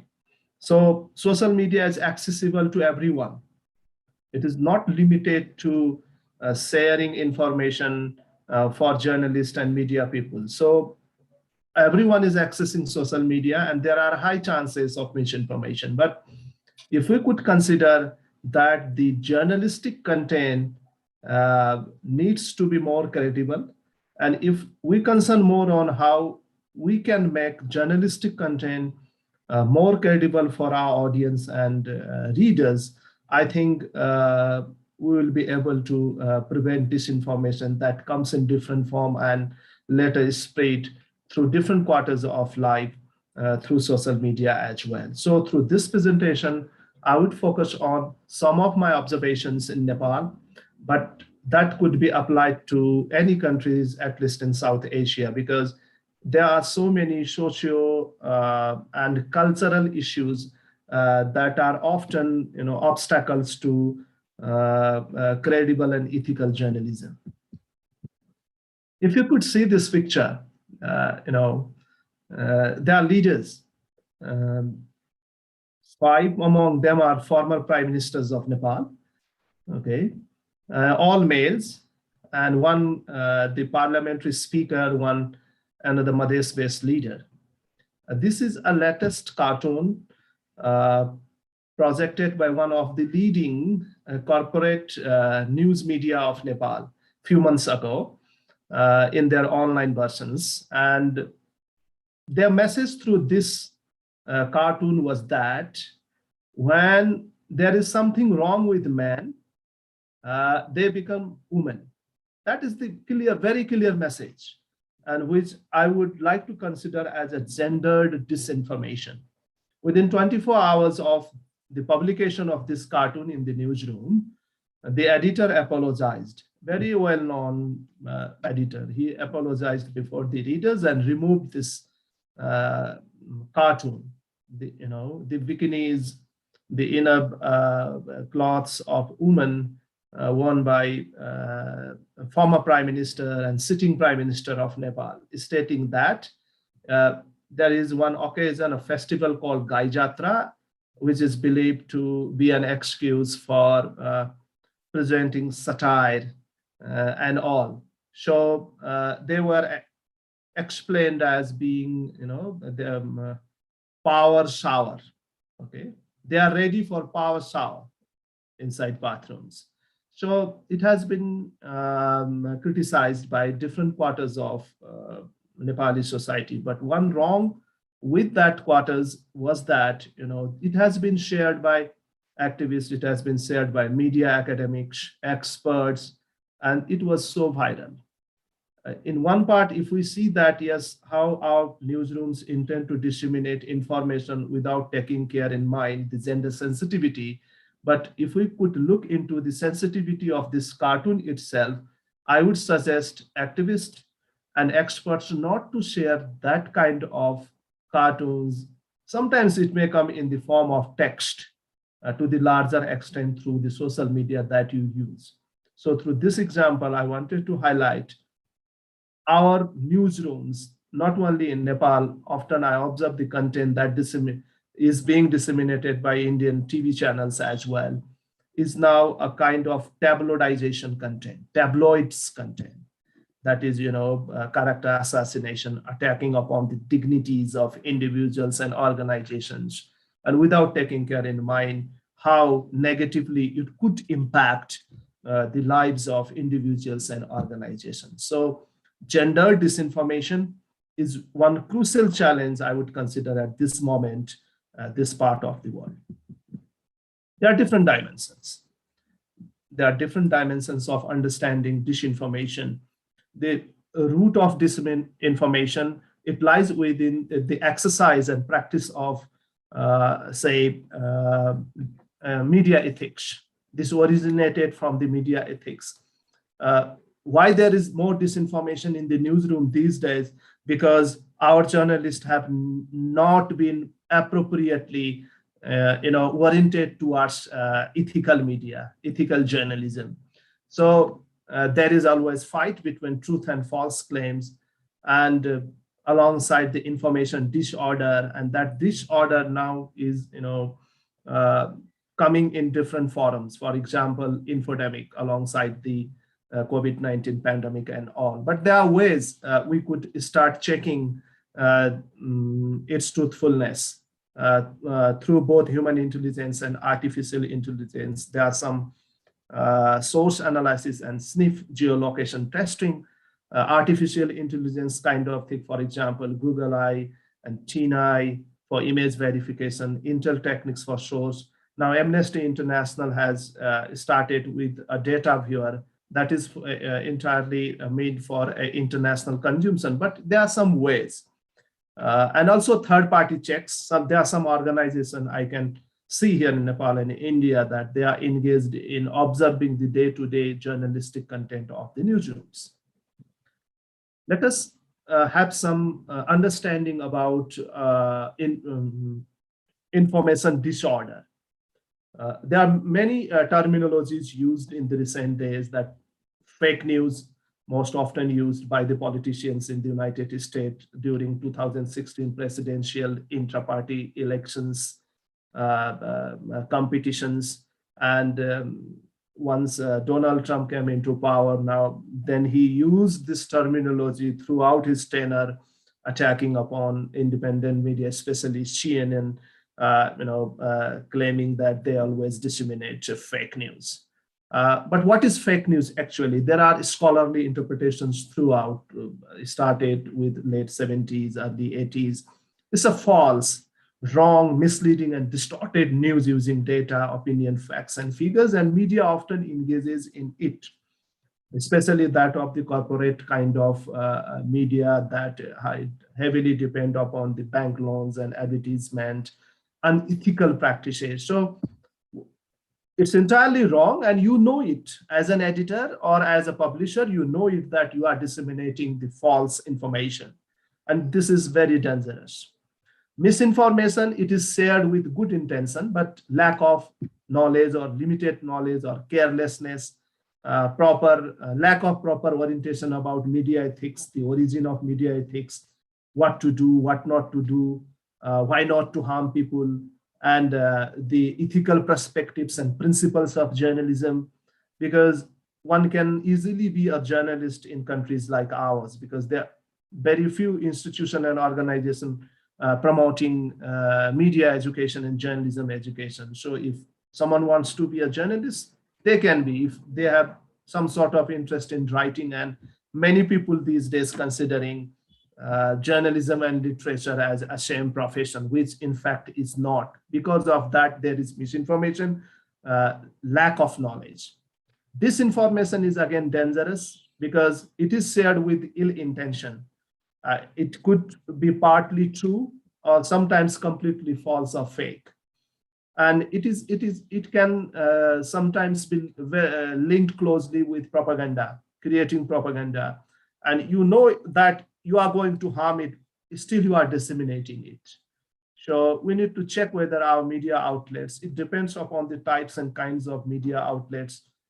If you see here in Nepal, there is mix of media outlets, community radio stations, then journalist-owned small media, for example, online news portals and that. But at the same time, there are corporate media houses with a lot of money being invested, but they don't take care about the ethics, and there is high chances for disinformation.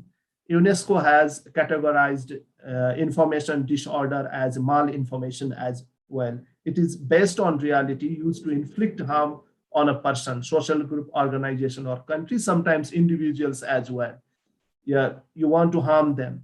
Now there are two more terminologies that have been in discussion for a long time in the recent days, for last, say, 1.5 years or 2 years, that is gender disinformation, attacking upon the gender identity, especially that of the women and other gender, LGBTIQ, their identities. And mostly if we see the content, the cartoon I showed, presented here is one example of gender disinformation, devaluing the dignity and presence and role and power and equality of women, and for which There are trollings you can see online these days in digital age, trolling about the power and projections and role and some stand by women in some issues, then character assassinations, attacking upon their dignities, questioning the role and power of women. So it comes in different forms, sometimes in the name of page 3 content, entertainment and all, that may not be widely accepted by the society, and nudity and all, but attacks upon the individual and independent existence of women mostly. Since I am using a terminology gender, it's not limited to women as such, but observations show that women have been the victim for gender disinformations. For this, we are here in Nepal working with media organizations and journalists and houses to, preventing disinformation. The infodemic, it was coined in 2003 during the time of the earlier pandemic in China, SARS, and which was defined by David Rothkopf, referring to rapid and far-reaching speed of both accurate and inaccurate information during the time of pandemic. It may sometimes be applied during the time of disaster as well, an epidemic of information. When COVID-19 pandemic was just started, we could see the news stories in Indian and Nepali newspapers and TV channels that they have been claiming that vaccines have already been invented. And I saw some stories in the newspapers being published from Bangladesh during the first 6 months of the COVID-19 pandemic. And in Bangla newspapers, roughly translated through Google support, I observed that, good Muslims could not be infected with, say, COVID-19. And the cow urine can treat COVID-19. Some stories being published in newspapers in India alongside Banaras and all. So in the name of religion, sometimes culture, you are spreading some information that has no base according to the science. And WHO, the World Health Organization of the United Nations, is more concerned about the spread of infodemic that has questioned the truthfulness of, say, information as well. So this is just, I'm summarizing how nature of disorder could be, around us, that false, misinformation and disinformation. There are many issues within disinformation, which I'm going to brief you in a minute. Intent to harm, that is related to malinformation and disinformation. This is false. Misinformation is false, misleading content, but because you are not aware about these ethical orientation, and you have been doing that for a long time. There is satire or parody, misleading content, imposed content, fabricated content, false connection, false context, manipulated content.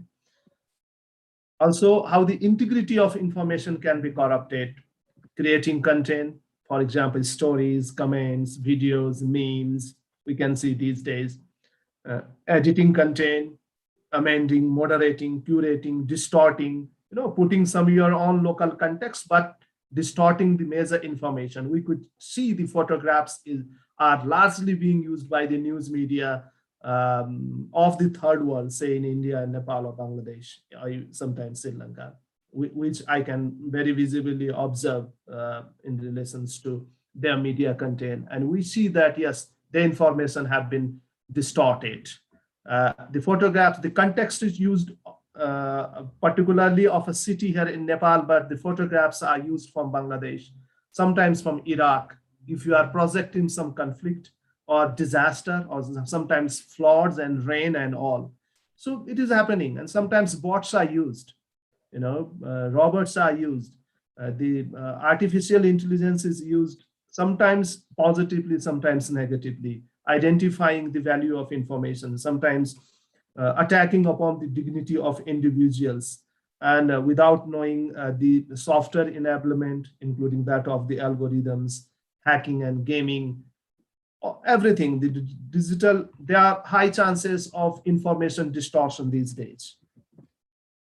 On the basis of this, I'm referring to the study we have carried out last year. We prepared 8 major indicators for observing 52,000 plus news stories of 10 daily newspapers, including 4 English dailies, 6 top Nepali dailies, and 10 corporate news portals, where we observed sources and the media content. We found that they have been using anonymous sources. They have been using source news stories without mentioning the source. Sometimes,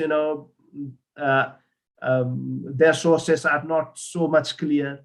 And the journalists, sometimes they were not aware about when not to disclose the source. Okay, misinformation was there, misleading headlines, clickbaits. Actually, there is no story as claimed in the headlines. You might have been the victim of this, maybe sometimes as other than journalist, as a reader. And that is ultimately putting your credibility in question when you are doing that. Disinformation has false context, false connection, fabricated content, misleading content, satire or parody, imposter content, manipulated content. I just want to discuss one point here, that is satire or parody. The photographs, the cartoon I saw presented in my first slide is, sometimes by editors or reporters, they would go on claiming that this is freedom of expression. And they were just using their rights to satire and parody in the name of festival. But my suggestions and my recommendations to journalists and editors is that, journalism is not a literature. It is not. Journalism is based on fact, and you should always present the fact. You are, you can't take it as granted. There are some Western cultural dominations, for example, Valentine's Day, or would say April Fool, the first day. Newspapers would come up with so many fabricated stories on that day. One daily newspaper here in Nepal wrote 3 years back on 1st April that Donald Trump has landed here in Nepal and he is going to meet Prime Minister of Nepal directly from the airport. And there was a disclaimer at the last one line that today is April Fool. And you are actually making fool, and you are into journalism, and you are not able to distinguish between what literature is and what journalism is. And that is ultimately, putting question about the media content credibility, weakening the watchdog role of journalism and journalists and media. So I think we need to ponder much on why satirical and parody content should not be disseminated by journalists.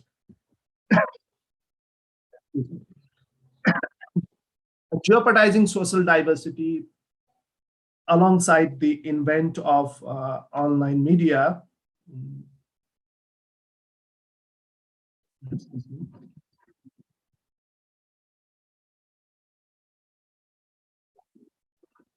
Hate speech, blasphemy, gender discrimination, caste-based discrimination. There are trollers online, and these trollers sometimes are visible, mostly not. They have their identity not disclosed.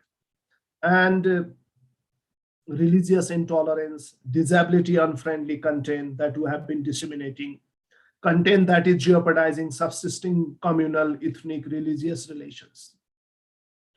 These issues, these content can be found elsewhere in the media content, especially that of the newspapers and online content. So we need to be very careful about, of course, countries across South Asia or elsewhere have their own laws that protect these kind of messages to be disseminated. But at the top of that, there are organizations, professional associations, press council and media councils recommending, asking their journalists to abide by journalist code of ethics, because only by abiding journalist code of conduct, we can stop disinformation. And stopping disinformation means making your content more credible. obscenity that comes in the forms of text, photos, and videos that we have observed in 52,000 news stories last year. Defamatory content, character assassination, libel, slander, both forms, and content against privacy. These are some 8 areas on the basis of which we have 17 plus sub-indicators, and we observed. One very worrying thing we observed during our study is that not quoting source. These days, plagiarism is there, copy paste kind of journalism is there, and you do not give credit to anyone. You are writing a story about 500 words or sometimes 600 words, and carrying that story from Reuters and CNN or BBC or sometimes other news agencies, AP and AFP. But at the last, you are writing that this story, prepared with support from agencies. You are not quoting agencies, meaning there are chances for false information. So we recommended through this study to the newspapers and online media of Nepal to appropriately quote news agency. If you are referring that story from Reuters, do write Reuters.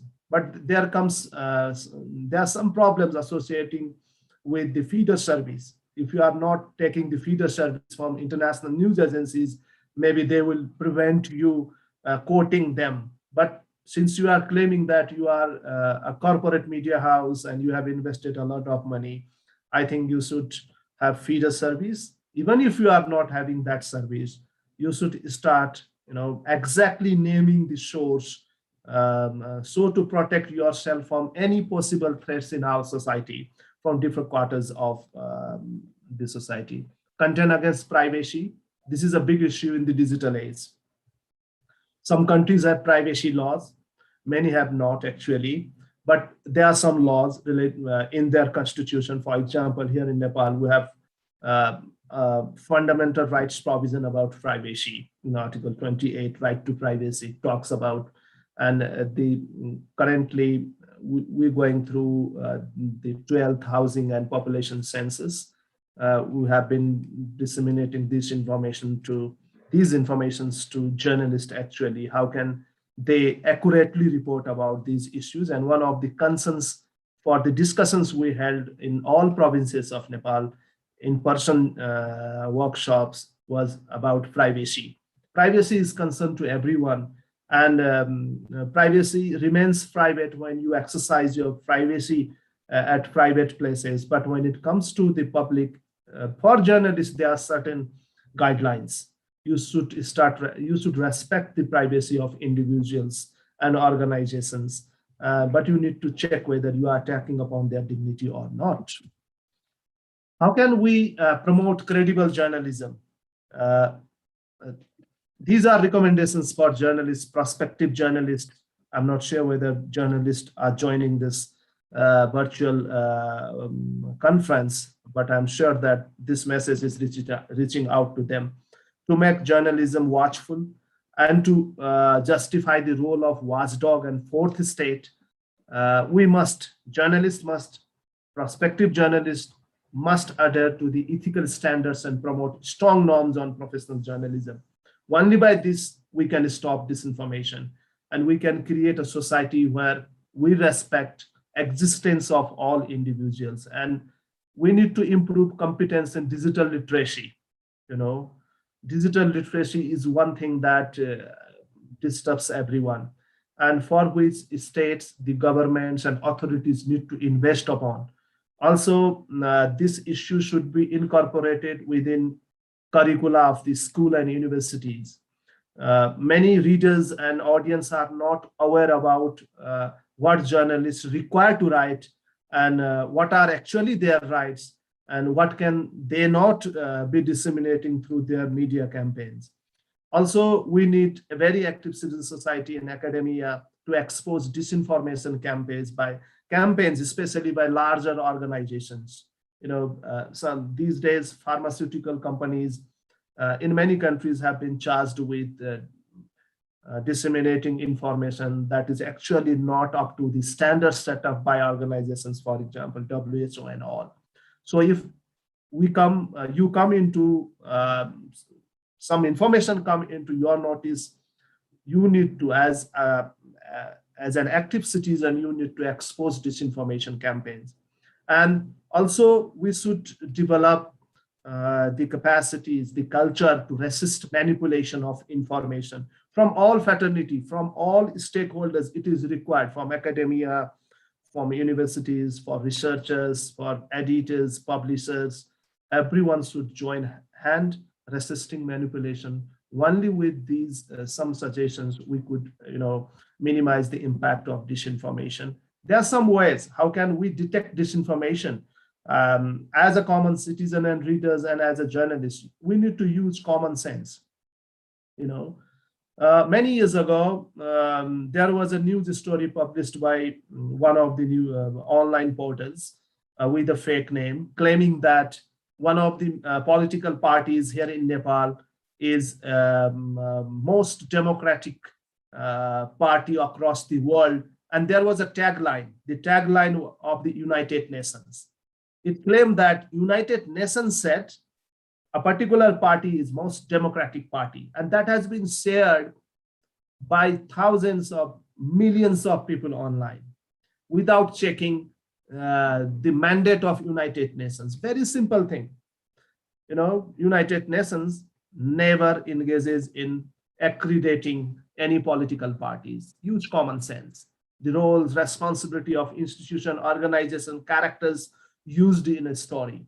Then there are traditional approaches, experts verification. We have to look into a news story, whether there is strong substance presented.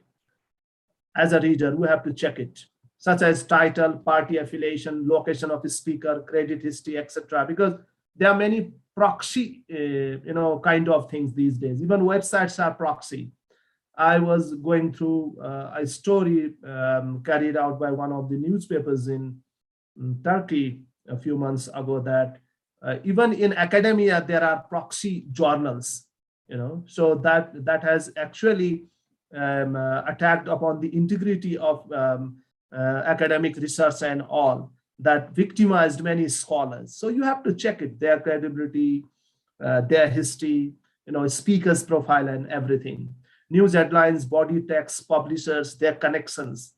Don't just limit your reading as a reader up to the headline. Check it, whether the roles and responsibilities and mandates. Also linguistic cues, sometimes sentimental, sensational, emotional, negative words, more adjectives are used. Terminologies are used in such a way that cannot be measured actually.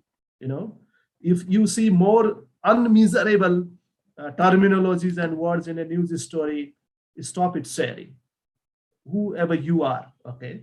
Then artificial intelligence, I already told you, third-party check. It is good that some organizations are doing third-party check kind of things. This book is available in the website, and please do visit. We observed many news stories from newspapers and online, and this is also prepared in English. Due to the time constraint, I'm not going into detail how we could better prepare ourselves representing different fraternities to prevent disinformation. But I think this gives you some idea to understand ways preventing disinformation. With this, I'm stopping here. And if you have any question, and if time permits, I can take a few questions. Thank you. Thank you, sir. Just 1 minute, we'll be taking the questions.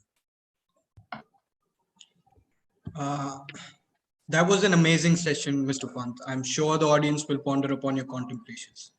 You've illuminated our brains and shown us another way. I thank you again for your educative words.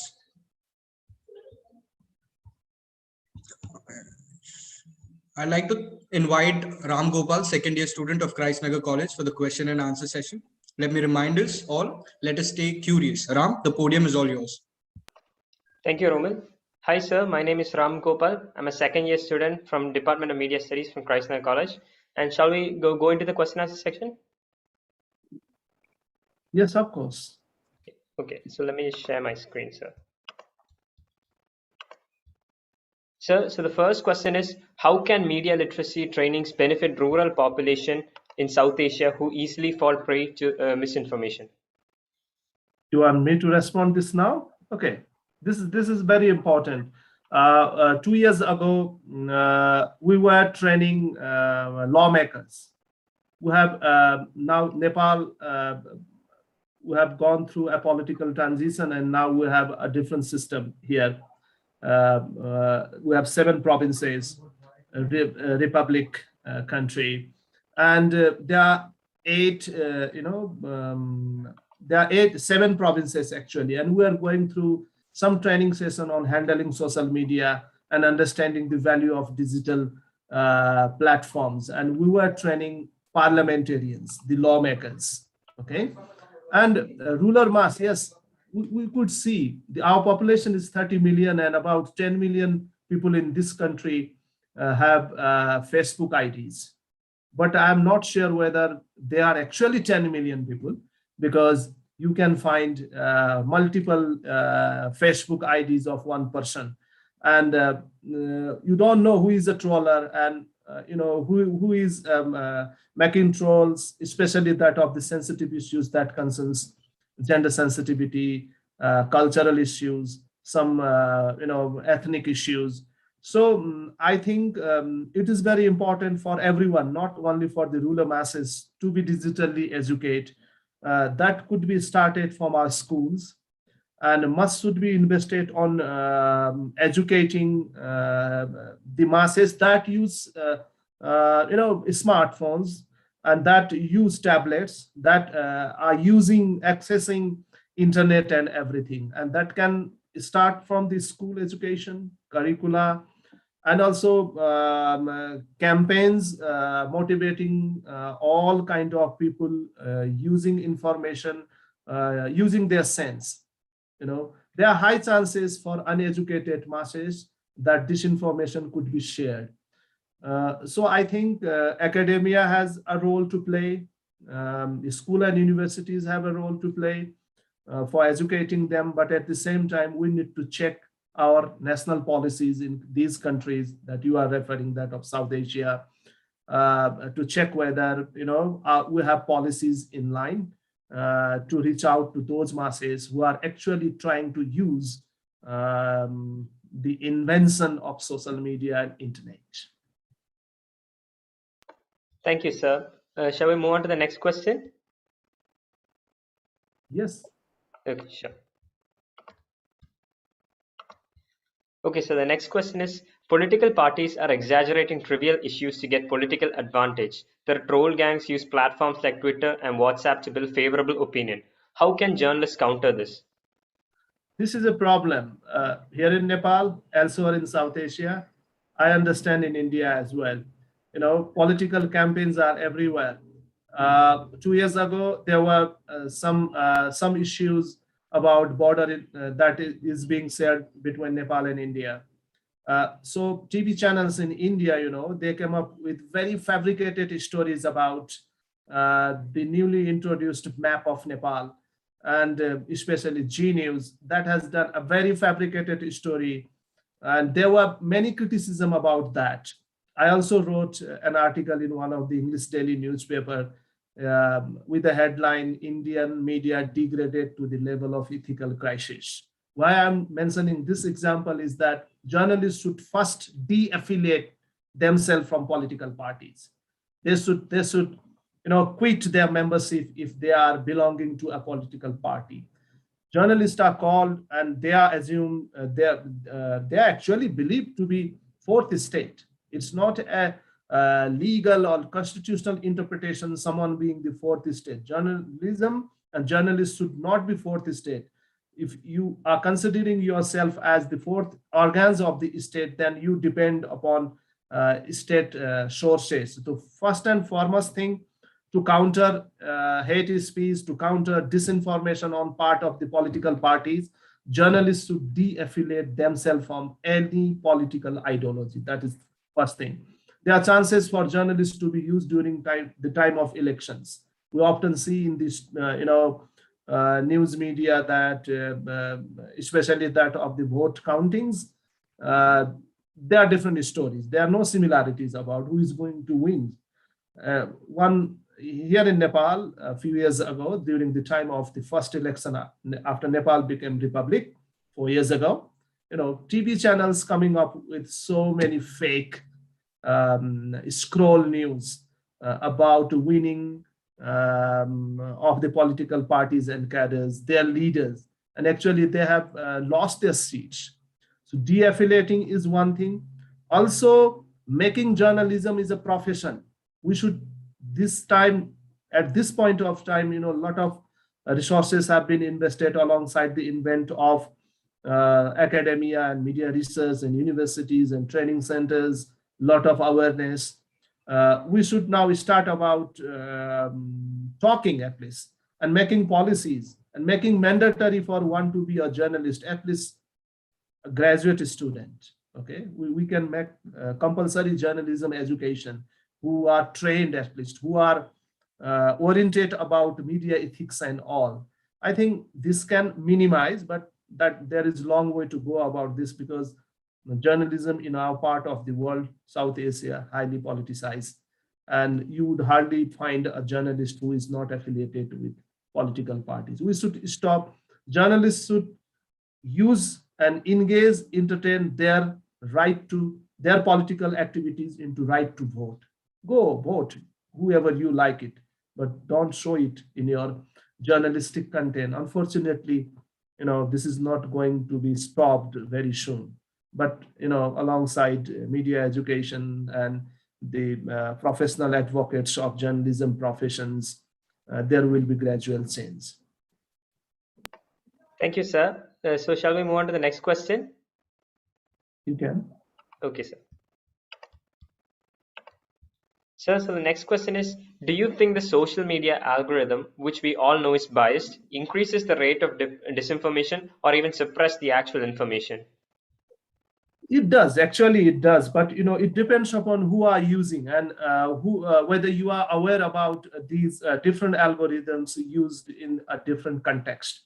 If you are simply using what comes to your platforms that you are access to, there are high chances of disinformation. But if you are censoring yourself, and if you are keeping doubts on the content that is being spread over social media, there are less chances for that. Again, I would stress upon digital media literacy, not only media literacy, digital media literacy.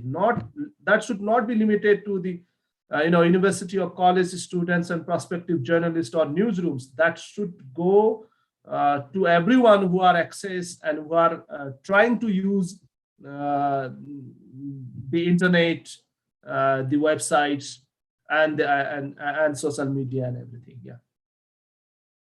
Okay, sir. Thank you. So shall we move on to the next question, sir? Please. Okay, sir. So the next question is, with an ocean of information, even if we are digitally literate, wouldn't we still be exposed to misinformation? We are digitally literate, would not be still exposed to misinformation. It is like something, but you don't want to expose. That we call digital bias. When you are biased, it would be quite impossible for one to expose misinformation. So let our universities, academia, researchers, even newsrooms create an environment where people are less biased. Of course, there is a school of thought about advocacy journalism. You can do it, but for that you need to identify your role, whether your society in particular needs role of a media or power of media, or you just want to disseminate information if you consider your country as a welfare state. It depends upon who is using that and how independent the people are. Thank you, sir. Actually, we're getting a lot of questions, so I think we might have to cut short it soon. So can we move on to the next question, sir? Maybe we can take one more question if there is different nature of question. Okay, sir. Sure. Yeah. Okay. But I would love to respond to these questions if you could send me to my, emails. Right, sir. So the next question is, Pegasus spy software reached mobile devices of rich and powerful and also journalists. What technological training can help journalists to understand such intrusions? Do's and don'ts. This is a recent debate, and the impact of this Pegasus spy software is everywhere, including that of the lives of journalists. Many have been affected, impacted, and journalists and fraternity need to know that journalism and spying are different things. And yes, when you bootleg power centers, there are chances that they will spy over you. So again, de-affiliate yourself from any sort of pressures, any sort of affiliations with the power centers. By power centers, I'm referring 3 sectors of our society: the politicians, the business tycoons, and the criminals. Okay, criminals in different forms. If you have less affiliation to them, there are less chances over internet spying against you, spying against your content. So it's an ongoing debate, but there is room for minimizing these impact, the technological impact and technological impact to the lives of journalists, so to making information more powerful and trustworthy.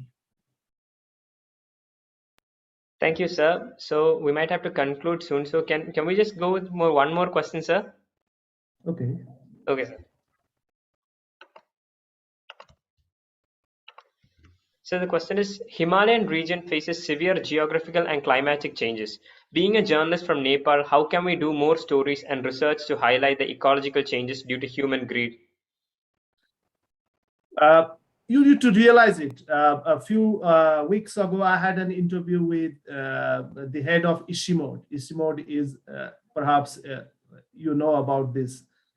It is headquartered in Nepal, the organization of HKS region. I had a very exclusive interview with. I sometimes contribute for some international media outlet, including Development Aid. You have to realize the impact. You have to realize the impact of climate change to the indigenous life, the local identities, including that of the resources, your own identity, and the impact to your lives in terms of livelihoods and all.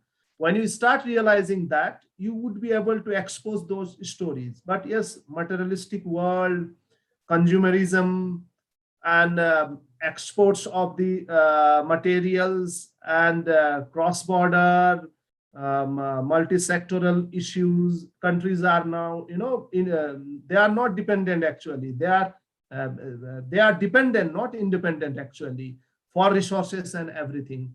I think there are chances for exposing climate injustices. You need to check who are largely being impacted by climate change. These issues should not be limited to the discussions in the regional or international platforms. For example, this time that of the COP26, and you need to check whether you are really concerned about your commitments to your own national necessities and to that of the international commitments. I think when you start realizing the impact is larger, that impact is going to destroy your resources, destroy your livelihoods, and you would be able to expose these stories. But I'm happy that there are good stories coming in. But alongside this pandemic, there is high risk of management for these, tools that coming out, especially that of the pharmaceutical tools. Now, say medical equipment, the masks and everything. Ultimately, our environment is going to be destroyed with these. So try to expose the frauds engaged in this. Try to expose the things that have never been come out. There are stories that of the policy issues. There are stories that of the governmental publicities, but the indigenous knowledge, climatic injustice to the people in a particular locations of the Himalayas and mountains. I see less stories in the media, and that would be a global content. You don't need to, go outside for work in journalism. If you could create some content in your country, in your locality, that could attract the international community, not only for your bylines and exposure and publicity, but in the real sense that would help stakeholders concentrate about more substantive initiatives to minimize the impact of climate change. Thank you so much, sir, for all your great answers. You have really given us a deep insight into this topic. So with that, we conclude the question answer session and back to the host. I thank you, Dr. Pant, for patiently answering all our questions. That was an amazing session. I'm sure the audience will ponder upon your contemplations. You've illuminated our brains and shown us another way. I thank you again for your educative and informative words. It was indeed an honor to have you. Thank you very much. Thank you, sir. Thank you. It was my pleasure, sharing my observations, my insights to this platform. And thank you very much for having me, and also partnering with Media Action Nepal. The pleasure Thank is you all very ours. much, Manjuji. Thank you. Thank you. Thank you, Lakshman. We are very happy to associate with you, and thank you here for accepting our request and being here. And it was indeed a very knowledgeable session. Thank you very much. Thank you and namaste. So, word of thanks.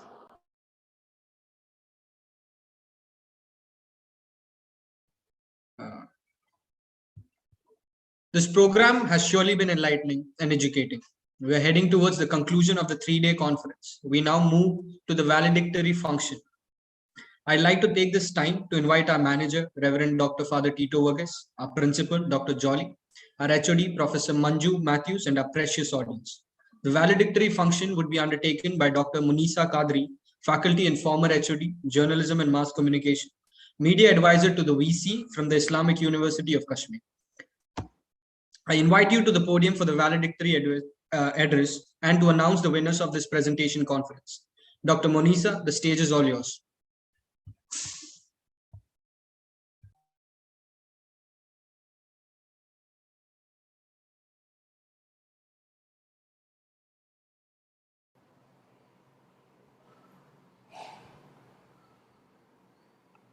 Dr. Munisa joined. Emil? No, ma'am, she's here to join. Yeah, she'll join.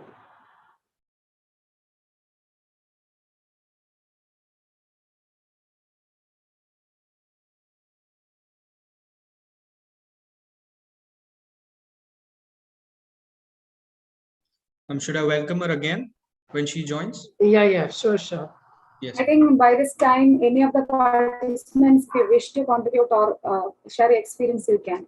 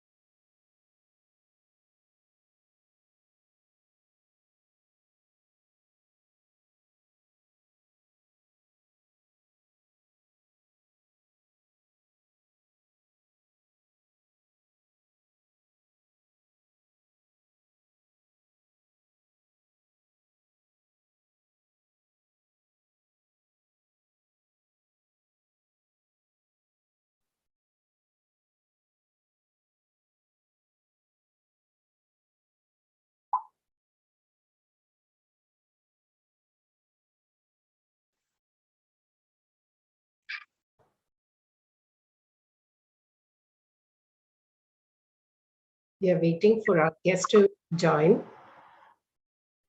The guest will be joining by sharp 5 p.m.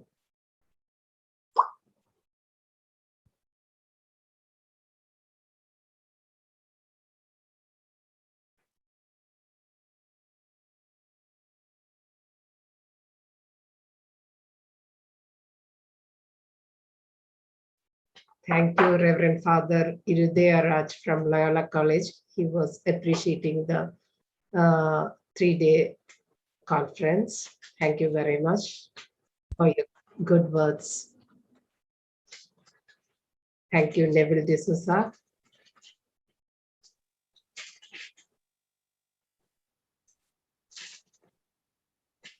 Thank you. Always be with us. We'll be hosting many programs.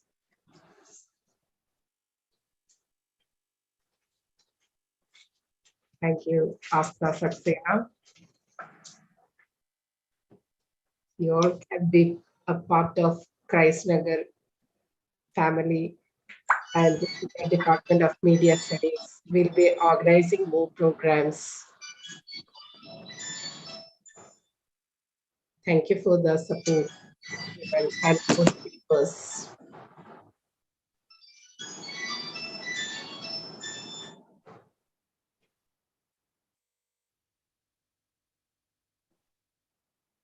Jennifer, you can share your experience. You attended for the first time. So how did you feel? Yes, ma'am. This was my first time attending an international conference, and it was really, really very wonderful to hear I got a lot of informations from this 3-day international conference, and I thank everyone for making me an anchor, and I thank everyone for making this a successful event, ma'am. Thank you so much. Thank you, Jennifer.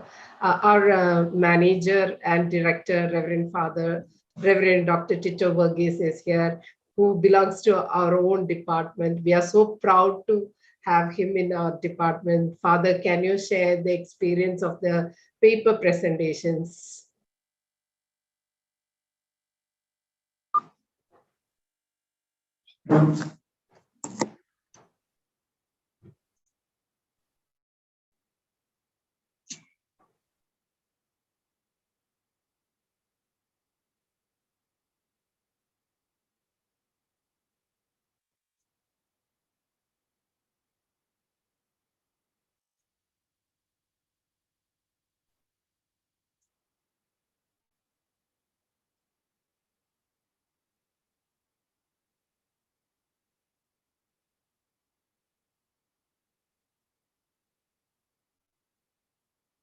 Father? I think he had some technical issues because he's unmuted, but we couldn't even hear him.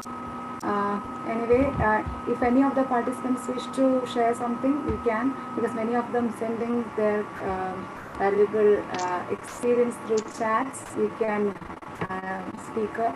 That is, I think, that will make this occasion more lively.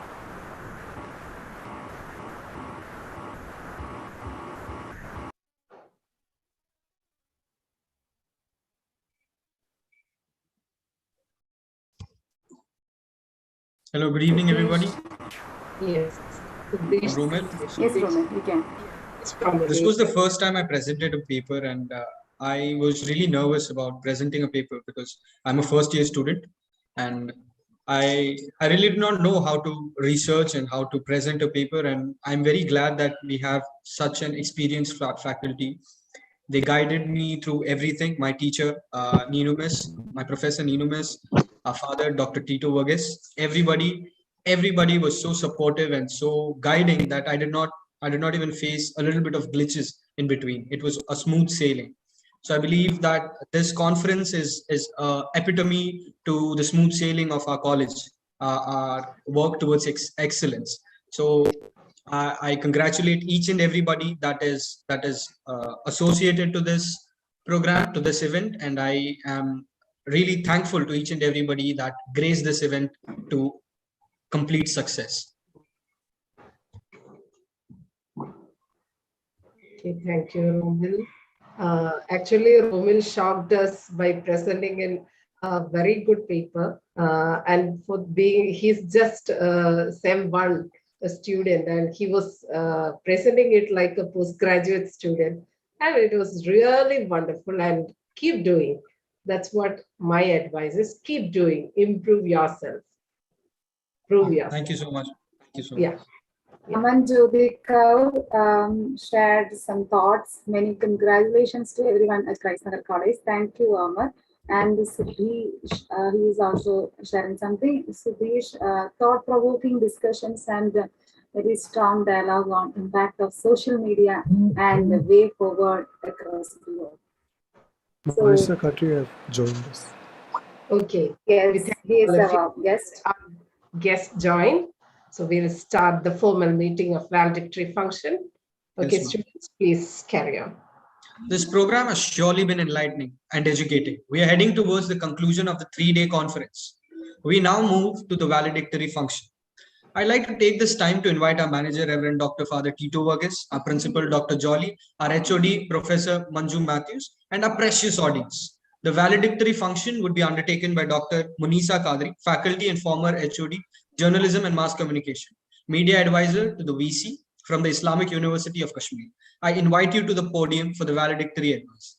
Dr. Munisa Kadri, the virtual podium is all yours.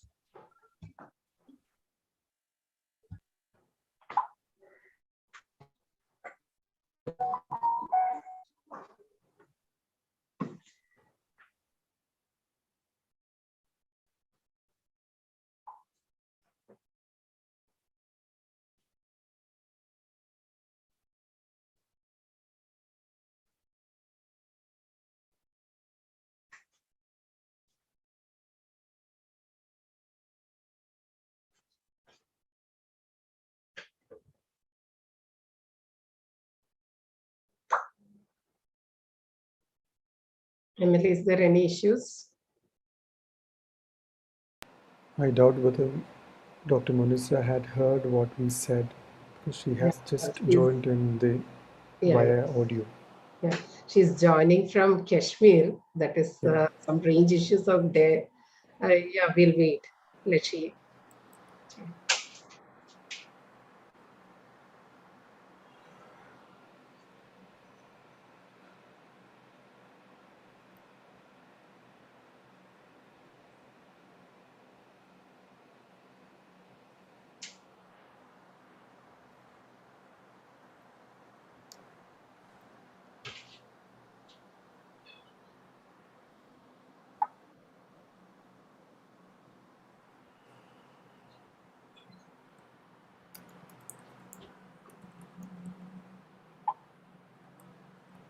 Yeah, she informed. She'll start in a few minutes.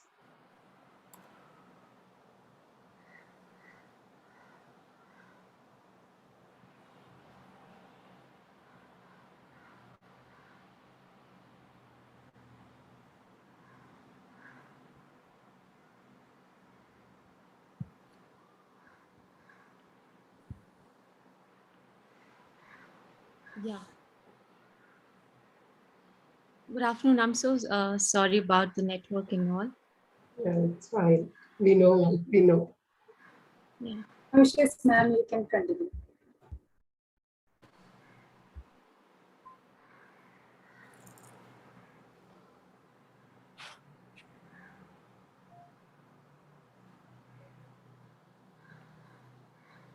Okay. I think it's an honor to be with everyone here today, respected organizers, panelists of this highly resourceful and incredibly curated 3-day international conference on social media and developing societies, which has been organized by the Department of Media Studies and IQAC of Christ Nagar College. I am really privileged and humbled to be able to speaking on the valedictory session today. And it was also an honor to chair the first first technical session that was on digital citizens. And the experience has been really wonderful. I think the conference had absolutely enriching and engaging sessions in if you look at different sessions that were there, and they kind of took a nuanced epistemological overview of the emerging trends concerning the digital space which is available to us in terms of platforms. And we also looked at cyber citizenship and the citizen engagement with the critical evaluation of how in today's world network societies operates vis-a-vis this particular phenomenon. And we can safely say that an alternative digital public sphere has been created, and we can look at it as an extension of and the various sub-themes and themes that were discussed or presented by various paper presenters or even panelists, they kind of create a conceptual framework for this domain, for understanding it in a more resourceful manner. And there's definitely a need for this kind of a critical engagement, and there's a call for deeper understanding of these issues which are concerning the theme, because what we see in today's world is that all aspects of our lives are kind of datafied, so we can also the human civilization has technically been there's a datafication of the civilization of in some sense. And we see around that there's an online presence on the social media platforms, and there's a term that is used to refer to this phenomenon, which is the platformization, which is the new phenomenon that has been able to enable this transformation. And platformization, it's the penetration of infrastructures or the modules or the economics that are involved in terms of digital platforms, and how they kind of have become central to public as well as private life, which has led to transforming key and different spheres of life. If we look at our current scenario around us, we can see that there's a transformation in media, in journalism, in the overall governance that is there, entertainment for that matter, or economics and finance. And now we are witness to a new phenomenon because of the COVID pandemic. We've seen the transformation in education and healthcare as well in a big manner since last 2 years. So there's a kind of reorganization of in terms of the cultural practices that have been prevalent, and there's a reimagination around these platforms which are available. So I think we can hope and we can work towards ushering a sense of leveling out the power hierarchies, for making political participation as well as social engagement more inclusive and more equal. I'm saying this because new social media space was originally created or had that sense of interactivity or equal participation, which was not there so much so in the legacy media. So with having a conference like this in place, and with all the learned speakers coming from different fields and their expertise, I think a conference like this is definitely significant in terms of building that discourse, and it will definitely help sub themes that are underlying the overall structure and framework of its I think I would like to stop here. I have been given responsibility, Professor Manju.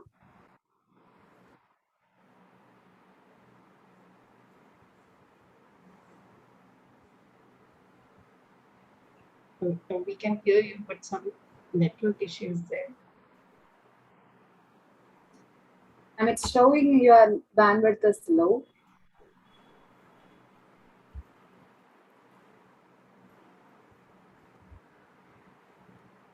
Am I audible? Yes, yes, very audible. Was I not audible earlier on, or only one or two lines had some issues? Okay, okay.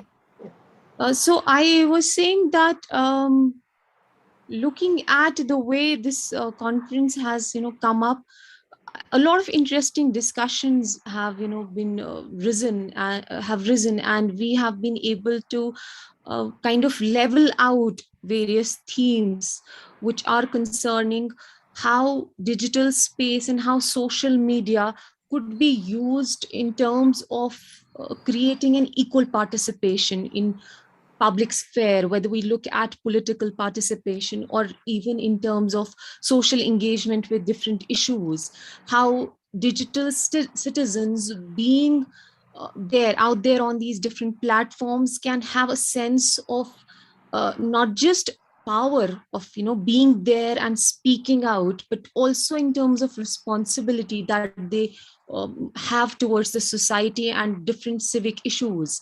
There was a very interesting paper in my session that dealt with child rights. So there are several other issues, like in terms of trafficking or things that concern youth, because India is having a majority population in youth.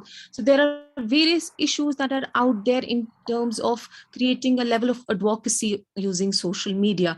So definitely, I think the conference is going to go in a big way in terms of documenting as well as creating a narrative around some key issues that we as educators or we as researchers have some kind of responsibility towards. And probably the more we speak about these issues, the more we document them, we would be able to create a lot of awareness about different key responsibilities that digital media has to perform. Yeah. I think I can do the other part of the responsibility, which was announcing the best papers. Yes, please. Yes. Okay. So we had 4 sessions in total during the conference, during this wonderful 3-day conference. And I was really honored and really lucky to chair the first technical session. So during my session, I think all the papers were really wonderful, and it was quite a tough task on part of the chairpersons of every session. I can understand the level of hard work or thinking that would have gone with the other chairpersons also. So in my session, I think there was this paper by Amanjyoti Kaur. Her topic was impact of social media influencers on Generation Z. So this is one paper, and the second paper was a very interesting paper by a master student. So I was happy to see a master student conduct such kind of research and then present it in a very concise and meaningful manner. The topic was addiction to Instagram among youth, and it was presented by Gayatri Nandakumar. Session second, which was chaired by Dr. Shruti Goyal. I'm sure she also had to kind of struggle with choosing which stood out. So this was the paper by Dr. Anup Kumar. This is at number 1. The title is Combating Misinformation and Disinformation Spreading Through Social Media. And the second paper is by Dr. Anto P. Pirota. Facebook is really cool, revisiting McLuhan concept. Then we have the session third, which was chaired by Dr. Shilpa Kalyani. First paper is titled as Communication of Sustainable Clothing Content on Social Media, an Indian Perspective. And this was presented by R. Trifine. And the second paper is Communicating Gender Equality, an analysis of SDG 5 post on Instagram. So these are the Sustainable Development Goal 5. posts by Debjani Chakraborty. Session 4, which was held just before the final session of the conference. The first one is engaged, but are you in love? Deciphering the relationship between consumers' online brand related activities, cobras, and brand love. This is by Deepika Dhawan. And the second paper, Blockchain and Journalism, a conceptual beginning to examine if the technology can be adopted in India. And the paper was presented by Gargi Shivanan.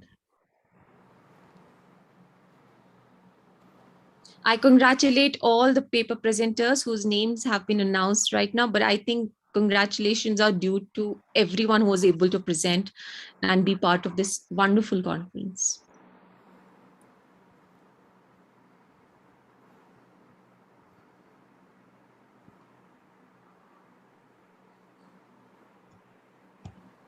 Thank you, Dr. Munisa, for your enlightening words. We all thank you for investing your precious time in this conference. My heartiest congratulations to all the well-deserved winners of this conference. Now, I'd like to call upon Professor Neenu for the vote of thanks. Professor Neenu, the virtual podium is all yours. Thank you, Romil. Respected guests, faculty of Nagar College, and people from all around the globe. A warm good evening to all. I'm Neenu PK, Assistant Professor at the Department of Media Studies, Nagar College, Kerala, India. Today, on behalf of my college, I'm here to express our immense gratitude to you all for making Impetus 2021 three-day online international conference on social media and developing societies, emerging trends, platforms, impact, and digital citizenship a huge success. First of all, I would like to thank God Almighty for all his blessings for the smooth running of the conference in online mode. Next, I would like to thank Dr. Deepak Shinde, Director, School of Media Studies, Swami Ramanand Tirth Marthwara University, Maharashtra, for accepting our invitation to chair the program. Thank you so much, sir, for joining us and giving all the support that we needed. Now, I would like to express our sincere gratitude to Dr. Julie Posetti, Global Director of Research, International Center for Journalists, Washington, USA, who is also a Senior Research Fellow at the Reuters Institute for the Study of Journalism, University of Oxford, UK, for kickstarting the conference with the inaugural address. Our heartfelt gratitude to you, ma'am, for sparing a few moments from your busy schedule. Department of Media Studies, Nagar College has always made sure to offer only the best to our participants. And that's exactly the reason why we offered you some of the excellent speakers for the expert session. Now, I would like to take a moment to thank each one of our eminent expert speakers individually, starting from Dr. Alton Grisel, Program Specialist, Media and Information Literacy and Media Development, Communication and Information Sector, UNESCO, Paris, France. Thank you, sir, for enriching us on the topic Media Information Literacy and Social Media for Public Good. Next, I would like to thank Professor Dheeraj Murthy, Professor of Media Studies and Sociology, Director, Computational Media Lab, School of Journalism and Media, Muri College of Communication, for his talk on Digital Media Research Method. Thank you, sir. I would also like to thank the Director of Social Media Research Foundation, California, USA, who's also a distinguished visiting scholar, Media X program at Stanford University, USA, Dr. Mark A. Smith, for enlightening us on social media research, social media network analysis, and Nodex. Our sincere gratitude to Professor Muhammad Abdul Zahir, Artificial Intelligence Journalism Pioneer and CEO of AIJR of UAE, for his session on Covidization of Media Industry. Thank you, Dr. Abdul Zahir, for accepting our invitation once again and joining with us. Special thanks to Dr. Shiva Kinley, founder and CEO of FreeBits and former faculty, Princeton University, USA, for not only just delivering the keynote address, but also for choosing this conference as a platform for the launch of his new venture, FreeBits. Next, I would like to thank Lakshman Dutt Pant, Chairperson of Media Action Nepal, for his talk on preventing disinformation in digital age. Once again, I would like to thank all the panelists for enlightening us with their amazing session. Moving on, our special thanks to the session chairs, Dr. Manisa Khadri, faculty and former HOD, Journalism and Mass Communication, Media Advisor to VC, Islamic University, Kashmir.